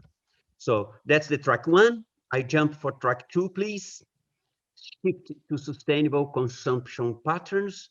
The main challenge that we identified was how to reduce the lack of information in livestock producers regarding to which production system that they come from, if this system is sustainable or not sustainable. And also, we need to know the environment footprints. It's very important to know, to be clear for the consumers, to know where is it from and the way that is produced. Solution for that, we need to increase the transparency and promote the use of sound environmental indicators throughout the value chain, from the farmer to the consumers. So that's one solution that we found for that. Please, track 3, boost nature positive production. The main challenge that we identified was how to include livestock sustainability aspect on the education service, on the public policies, and also to respect the local community knowledge, as we saw in several presentations today. And regarding to education chefs, I talk about the veterinary, the agronomist, the zootechnist. They need to be more, the formation of those types of guys should be more sustainable, and sometimes it's not. To solve that, one idea is to provide payments for environment service. We already have some good results that in several countries in Latin America, and it could be one solution. Make research and development close to the farmer needs. It's very obvious from all the presentations here. We need to be close to them, to talk to them and ask the problems that they have, take that to the laboratory and try to find the solutions for them. Also, which I think is very important, is to include systemic and holistic view on the education service and raising awareness among people in the city on the benefits of sustainable livestock production system. We need a good market in the city. Most of the time, they don't know how we produce the food, and if the food is produced in a sustainable or not sustainable way. So we need this type of information for them, especially in the big cities, there, because most of the population is there. Please, track 4. Advancing inequitable livelihoods.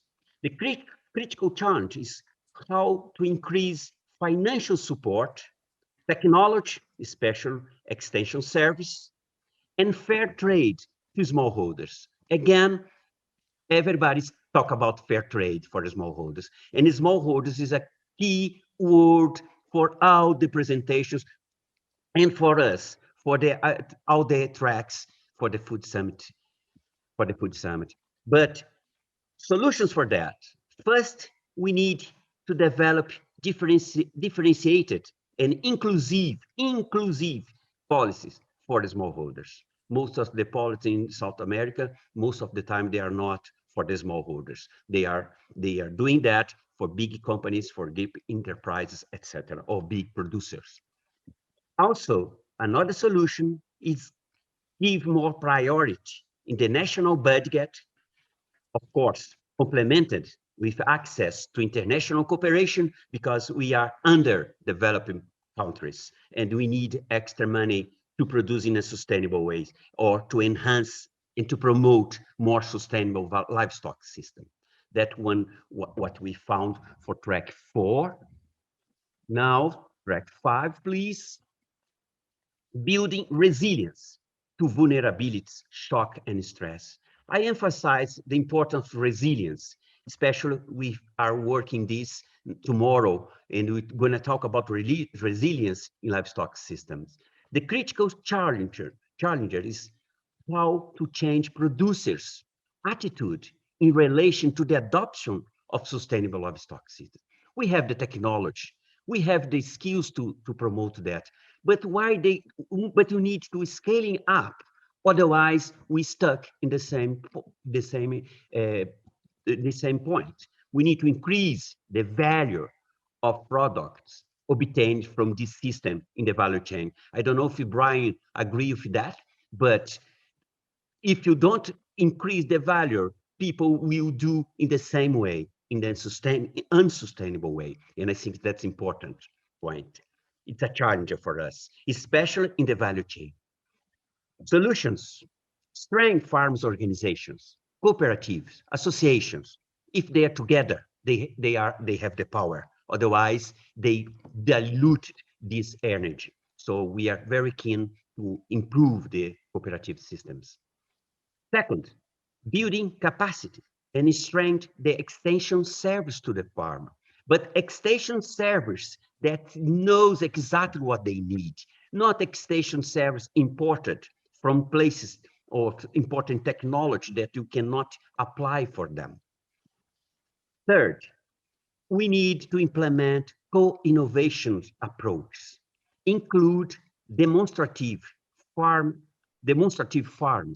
That means these farms, which should be linked to research institutes, can promote the adoption of sustainable technologies and practices. Because farm, at least in South America, they learn when they see what is going on. So in this point, if you have this demonstrative farm that we already have some in Brazil and also in Argentina and some places, they can look in the ground the solutions and the approach. So that's the last solution that you have for the track 5, please. And later, last conclusions, please. Conclusions. It's a very important part of our discussion. The first conclusions is that livestock systems have a fundamental role in achieve more sustainable food systems. I repeat, I don't know if it's necessary, but we are part of the solution. I'm sure about that. There are significant opportunities to increase the sustainability of livestock system in Latin America, while improving the stewardship and efficiency in the use of natural resources. It's very important to make this point. And when I talk of opportunities, I talk about the promotion of silvopastoral systems. Silvopastoral systems were mentioned in several talks. Mixed agriculture and livestock systems were mentioned. So we think that we have a good opportunity for that in the tropics. And also the regenerative rangeland or also grazeland management. It's very important. Tomorrow we have a national meeting regarding to this subject, regenerative agriculture and livestock. And also we have opportunity for free range systems for pork, poultry, and in this case, disease welfare will be in place if you promote this type of systems. The last, effective implementation and upscaling of these opportunities require the design of inclusive policies for farmers, because there are key sustainable livestock opportunities in Latin America with high impact potential to contribute to achieve the SDGs by 2030. And I think that we have a good opportunity to contribute to the Food Summit and also for the global agenda with these points that you raised from our last meeting. Thank you very much for this opportunity. Thank you, Peter, to organize that, Eduardo and Fritz, and to give space for us to talk a little bit about that. Thank you very much. Thank you, Rogerio, and your colleagues. That was really an excellent. Some common threads are coming through it. Again, we heard about the local again. And so we'll come back on these, I'm sure. Let's go to our last presentation. We move from Latin America or South America? Latin America. I think we're going to move now to North America. And I'm hoping that Mitch Cantor from the Global Dairy Platform is with us. He's going to share the North America report. Mitch, are you there? Rogerio, you need to keep your video on so you stay in the proper platform, I think. Mitch? Yeah, I am here, Peter. I hope you can hear me. Great. Great. Thank you very much. And thanks to the organizers. I'm happy to be able to present today on the outcome of the North American session that was held on May 25th, a couple of weeks ago. We had 5 concurrent sessions. And actually, we can go to the next slide, please. It'll depict some of this. We had roughly 75 participants in the meeting. We had 5 concurrent breakout sessions that each lasted about 30 minutes. Each one was overseen by a moderator, and we had a rapporteur for each of the sessions. I think what I'll do, I have some overriding perspectives here that came through in almost all 5 of the meetings. I'll hold that till the end, and I'll come back to those and use that as a bit of a conclusion. So what I'd like to do then is, if we can go to the next slide, I'll go, much as Rogerio did, through each of the 5 action tracks one by one. and give a couple of top line perspectives, both from the challenges that people saw, as well as some potential actions that we as a livestock sector might be able to take, and that we would hope that the Food Systems Summit organizers would consider as well. With respect to Action Track 1, ensuring access to safe and nutritious foods, I think one of the overriding thoughts that most of the participants in that discussion had is that plant-based diets and alternative proteins overall were viewed much more favorably than animal-based foods. And this seems to be a recurring theme among many of the speakers at this meeting as well. Without a doubt, plant-based diets are given much more clout, much more are seen as a better solution moving forward. So no anything there that would surprise anyone, I think. Another issue that came up during this session was the notion of taxation as a means of promoting quote unquote healthier eating. Some of the folks question the effectiveness of taxation. I know in some countries it's been tried and purported to be effective, but overall I think folks had questions about the effectiveness of taxation. But more interesting, I think, was the discussion around just what connotes a healthier diet or healthier eating. Who makes those decisions? And especially in a world where nutrition folks are more and more talking about there are no unhealthy foods, but there are unhealthy diets. So in other words, the totality of what we eat is more important than any specific food. There was a lot of question around who gets to decide what a healthier food is, and isn't that more reductionist thinking, if you will? So there was a lot of discussion around that. And overall, this feeling that ideology, the threat of ideology was expressed throughout this action track, in some cases more so than science. Some of the potential actions that were discussed were the need for the livestock sector to stress the symbiotic relationship between animals and plants, vis-a-vis carbon cycling, manure as a carbon sink, etc. We don't talk about that enough, and that gets lost in this debate and discussion. There was also talk about promoting technologies more so than we tend to do that could lead to environmental solutions. If we go to the next slide, please, on Action Track 2, I think overall, this was the one that folks felt was the most troublesome from a livestock perspective. Part of the reason there, as I think has been brought up before, is that some of the key leaders of this action track, frankly, belong to organizations that very heavily stress plant-based eating and plant-based perspectives moving forward. And so there was this sense that was a heavy theme in this action track. This just transition theme, that was one of the game-changing solutions that was put forth in Action Track 2, is heavily plant-based, without a doubt.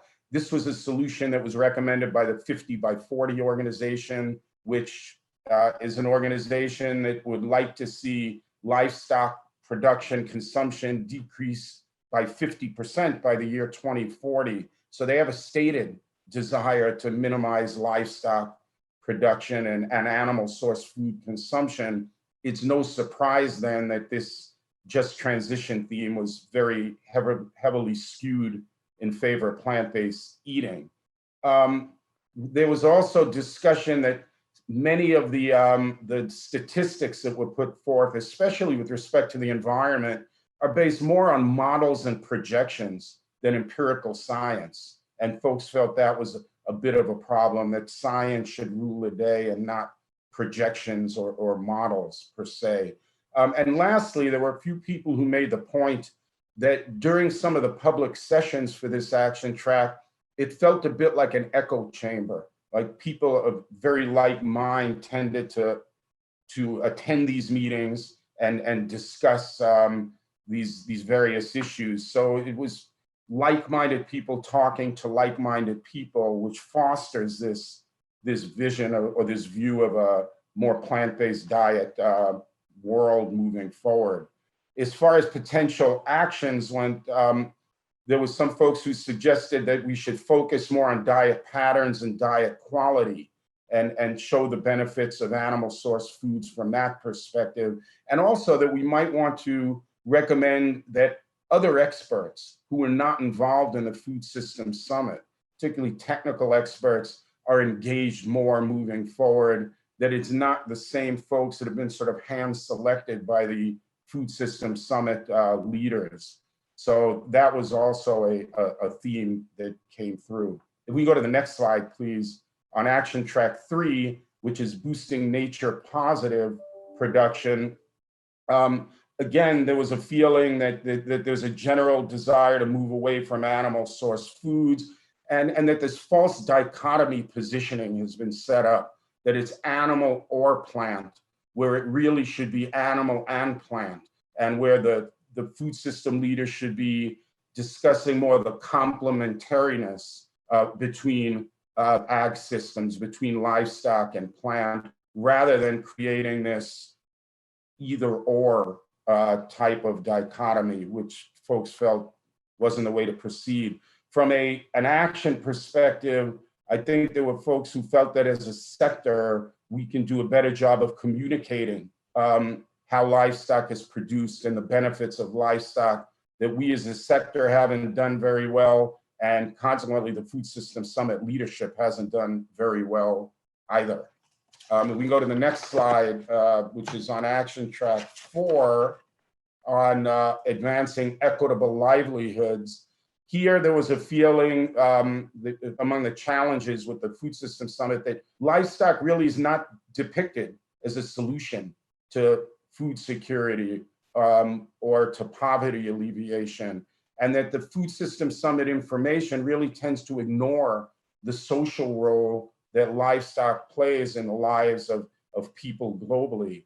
So as far as actions go, there were a couple of recommendations that Food Systems Summit leaders could make more of a specific call for livestock proposals moving forward as far as game-changing solutions go, and that outcomes should include evidence of livestock's role in social outcomes, in poverty alleviation, in enhanced nutrition, particularly in the developing world, and that hasn't been done to date for the most part by the Systems Summit leaders.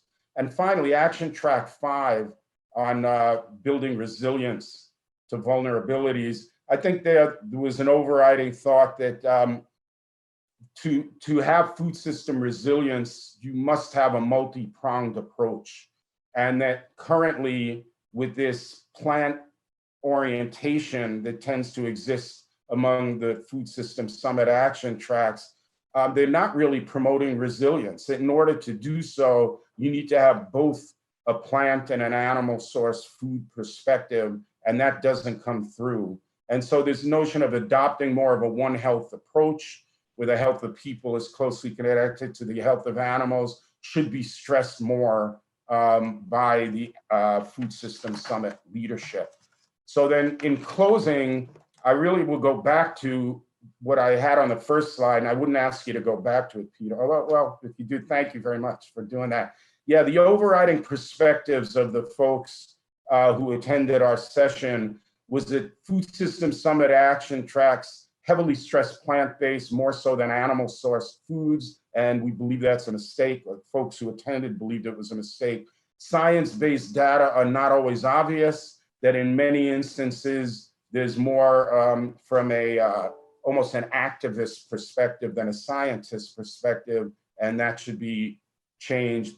And finally, overall, there's a feeling that a more balanced approach with respect to plant versus animal, big versus small, public versus private are all warranted if the Food Systems Summit is to be more meaningful for everybody and for all of the food-based sectors. So I will leave it at that. Again, I appreciate the opportunity to speak to you all today, and thank you very much, Peter. Thank you very much, Mitch. That was really excellent, and a slightly different perspective, a bit more of a critique as well on the ongoing narrative. And and discussions happening in the Food System Summit. Okay, everybody, this is your last chance. We want you now, you've had 2 more regions. We've heard also from Latin America and from North America. Just very quickly, what's the one most significant challenge you heard in these presentations? We're going to have the same approach as before. What's the big challenge you heard? And then we will move in as well. And what are the solutions you're hearing? Then I'm going to go back and ask Brian and Ilse to bring us together with all of this. But before we do that, I'm hoping that people are posting in the chat. We need to see, please, your last thoughts. This is your last chance to feed in. Tell us what the most significant challenges are that you've just heard from these conversations. What are the big challenges? As you know, we're building towards what is the global, this is a global agenda, but what is our agenda? And as the global agenda begins to set its plans for the coming years, where should it be emphasizing? Where should it be prioritizing? What are the near-term, long-term things we should be working on? So it's really important to hear from you. So I'm hoping that we've already heard, you've been posting your challenges, and you should be commenting on each other's challenges if you are posting. Let me go to the last one, the solutions. Let's not focus only on challenges. Let's focus also on the solutions. What are the most promising solutions you've heard? If you could post all of those, please, in the chat. I don't know whether anybody from the TVS or colleagues here are seeing what's happening. I'm hoping that people are posting in the chat. As I said before, I'm unable to see what's actually going on the front platform. So I'm going to give you another couple of seconds to post your solutions and challenges. And then, just like before, we will take a 1-minute pause. And that gives us, especially Ilse and Brian, time to bring their thoughts together for the final discussion element. And then we will, after that, wrap up today. So I'm hoping you've all posted chat messages. You can keep on posting. We're going to take a 1-minute pause. So you should see a screen coming up, and then we'll come back to you with Ilse and Brian. So don't go away.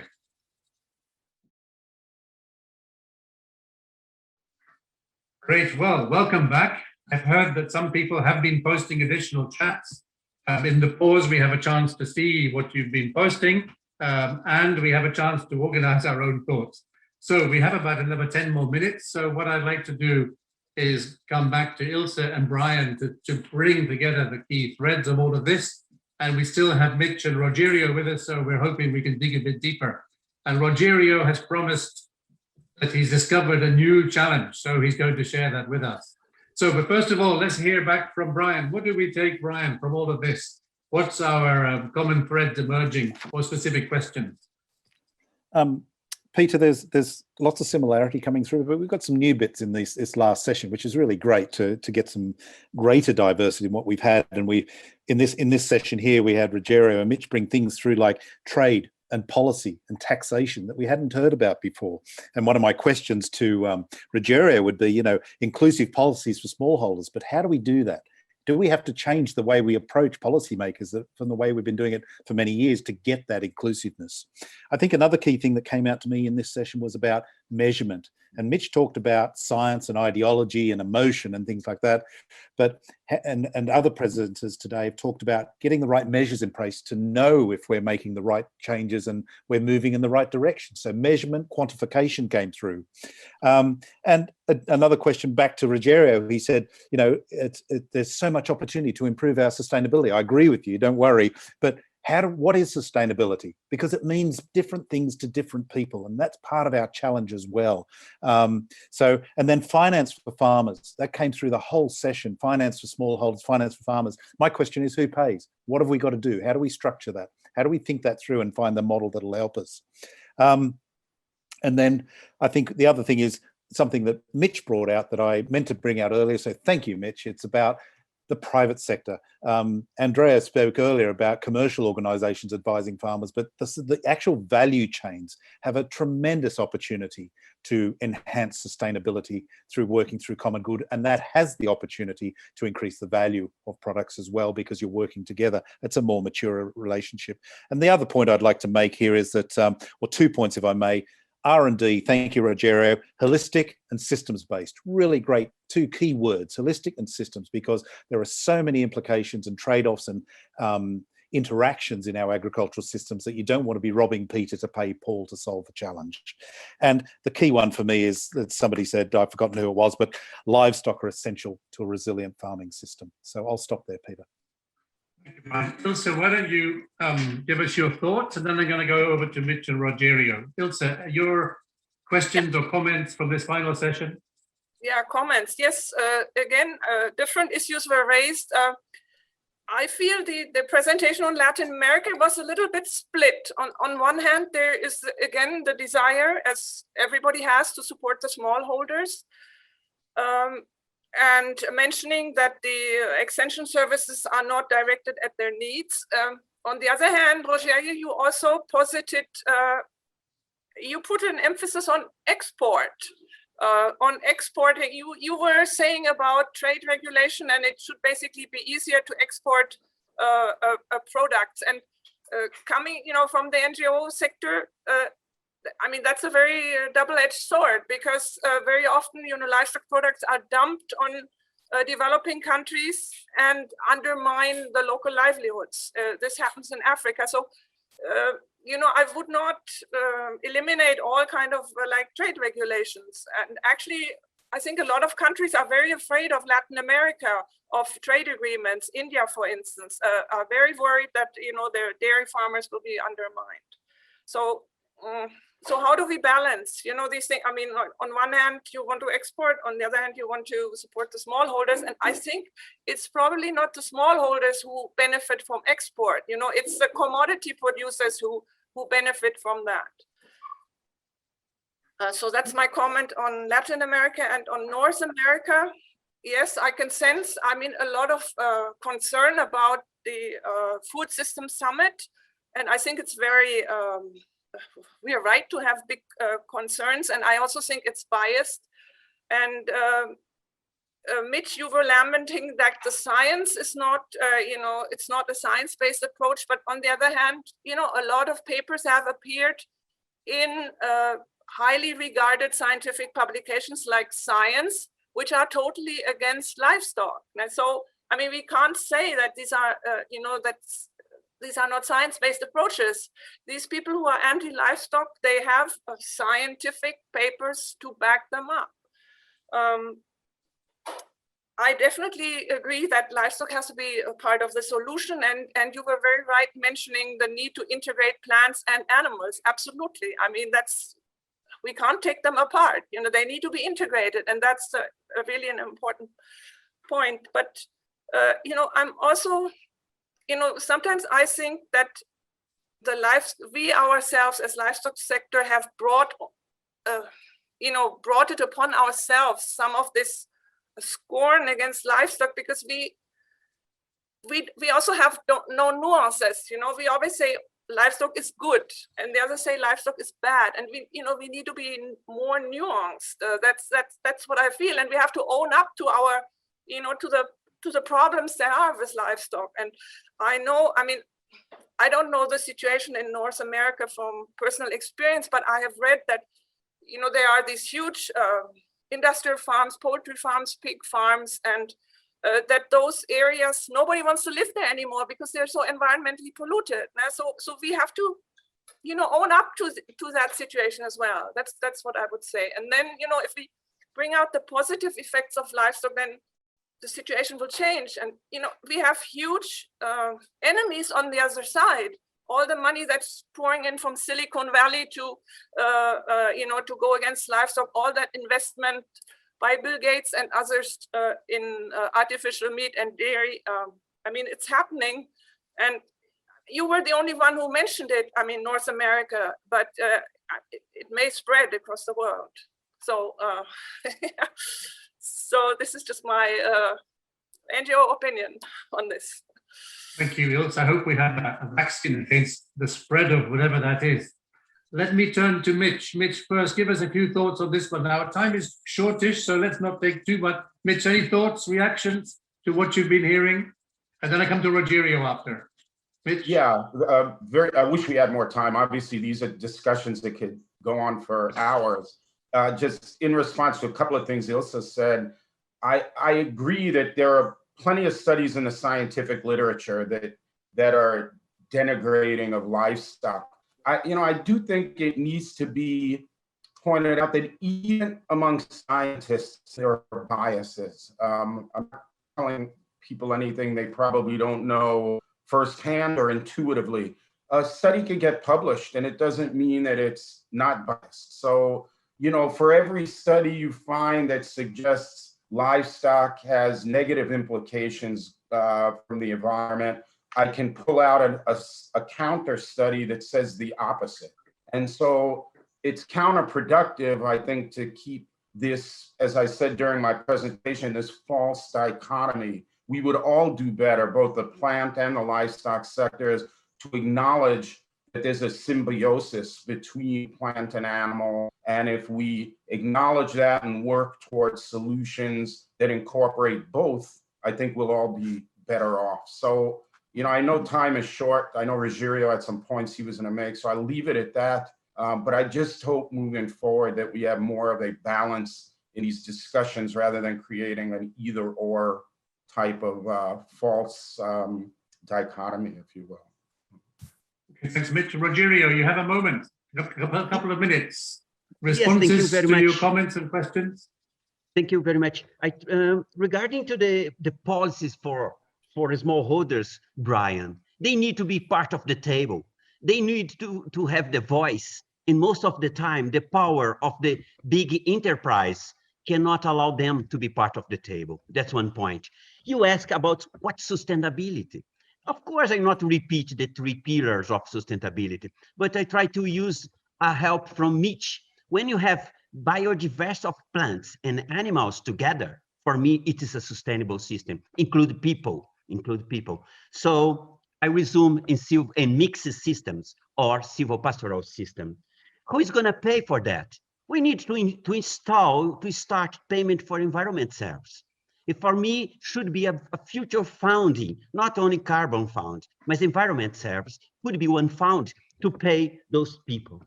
Regarding to use, export, I'm not very keen about export food in terms of money, but I believe that we are helping people to be fed around the world. That's very important. But you need to take into account, using the price that you export influence the price of the food in Brazil or everywhere in Latin America. So we have this relation between the price that you export and the price that people pay the money here. So we need to take that in consideration. But as Peter gave to me an opportunity for one challenger, for me, the biggest challenge is how to scaling up mixed system around the world, respecting the smallholders' knowledge and the ecological conditions. For me, is the biggest challenge. So if you do that, I think that you can go ahead. And please, tomorrow we are going to talk about resilience in closed efficiency gap. And I think it's very related with what we are talking about today. Thank you very much for this opportunity. Good, thanks. Brian, a quick response? Yes. How's that? Yeah. No, absolutely love the thinking, and really it comes back to a point that others have made, is how do we help farmers make informed decisions? And we talk about knowledge transfer. To me, it goes a step further than that. I know myself with my property, I like to see somebody else has done it first and succeeded. What we've been doing for the last 30 years may not be perfect, but we've survived. And to change a practice needs to know, I need the hand held to take me over that last hurdle to make me implement that change and look for the opportunity for a sustainable future for everyone. Good. We're going to have to wrap it up. I'm just going to thank you. We've got one more exercise and I'm going to ask our panelists and speakers the same. So please, we have a last chance to post something in the Q&A box, to post in the chat. What's your main takeaway point from this session? And as you are typing, Ilse, what is your main takeaway? Can you share, just tell us very quickly, main takeaway, and then I'm going to come to Brian after. Main takeaway from the whole session, looking back on the last 2.5 hours. Ilse. No, Ilse. I think I think it's a great achievement to bring everybody on board to cover the whole world basically, and to get all these diverging opinions. I think it's a fantastic achievement, and to have this dialogue between all of us who care about livestock. And I'm sure eventually we'll all be on the right track. Thank you very much, Peter, for Thank you, Ilse. Okay, Brian, a takeaway, one overall takeaway. Is that possible even? No, it's not, but I'll do it. To me, it's about getting our information in the general and the nuanced categories right, so we can communicate effectively about how we're producing food sustainably. Okay. Earlier on, Mitch was talking about the balance, and now you're bringing nuance in. Since Rogerio and Mitch has survived to the very end, Rogerio, you have a single takeaway from the whole afternoon, a very quick one, just to inspire the colleagues who are typing in the chat. I use a simple word. We need to improve the dialogue. Dialogue is what GASL is doing. And for me, it's the best. I need to talk with people like you, Mitch, Brian, Niels, and all the colleagues here. After the dialogue, we can get the solution together.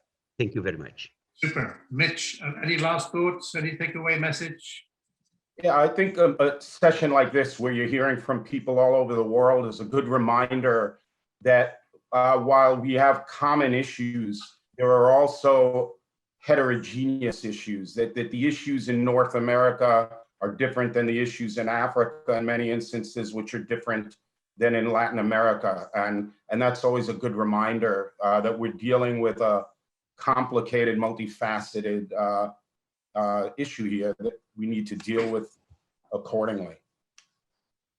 Great. Okay, so we're going to wrap up the session. I would like to thank you all, thank all of the speakers, not just the ones on my screen at the very end, the people who were there at the very, very beginning. Thank you all so much. I would like to especially thank Ilse and Brian for being with us this whole period as well, and having to jump around and react on the spot, especially Brian. He's in, I don't know what time it is in Australia at the moment. It must be early morning. I can't even imagine what time it is. So thank you very, very much for all that excellent inputs and feedback and comments.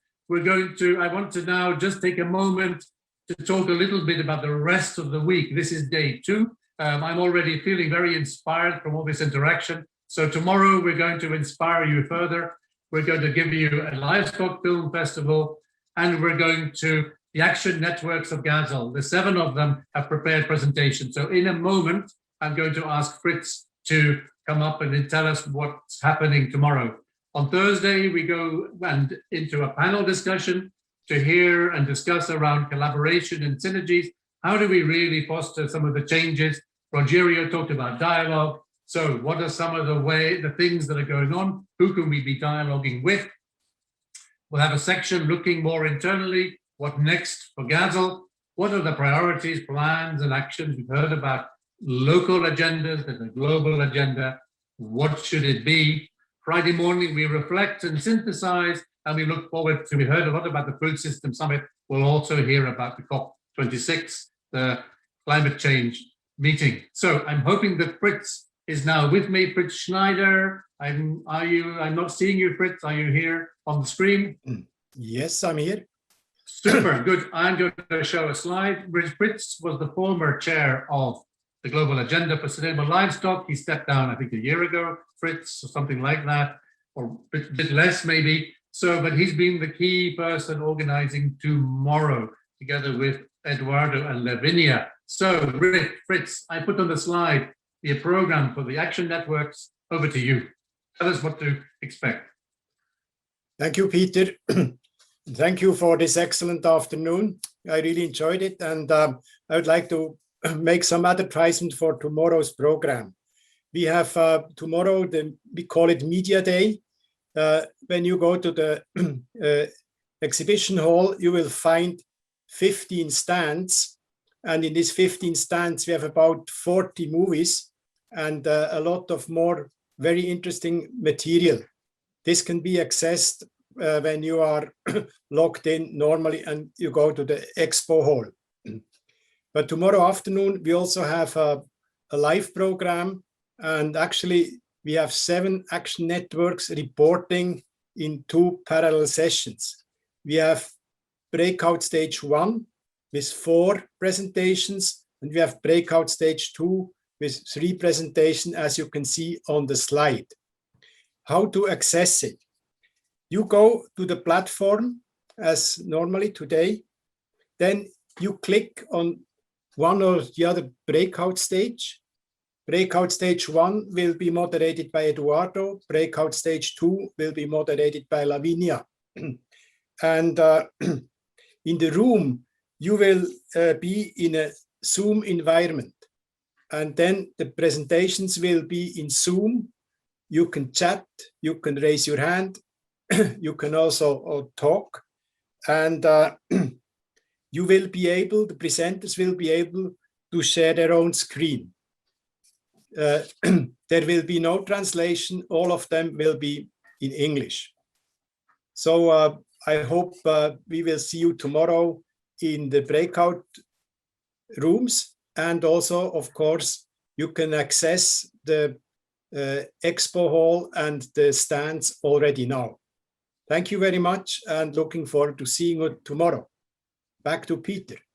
Thank you, Fritz. Excellent. And just to remind you that the times you see there are CEST, Central Europe Summer Time, which I think is Rome time, since GASL is based in Rome. So we hope you had a good day. If you want to post in the chat, you're most welcome still. I'd like one more time to thank Liz and Nitya and Yang and Sarah and Yuri and Andrea and Rogerio and Mitch and of course Ilse and Brian. We really appreciated all the work that went into this, also organizing all of those meetings, and fantastic, super. Thank you very much. We see you all tomorrow, and I hope you have a good morning or evening or whatever part of the day you're in.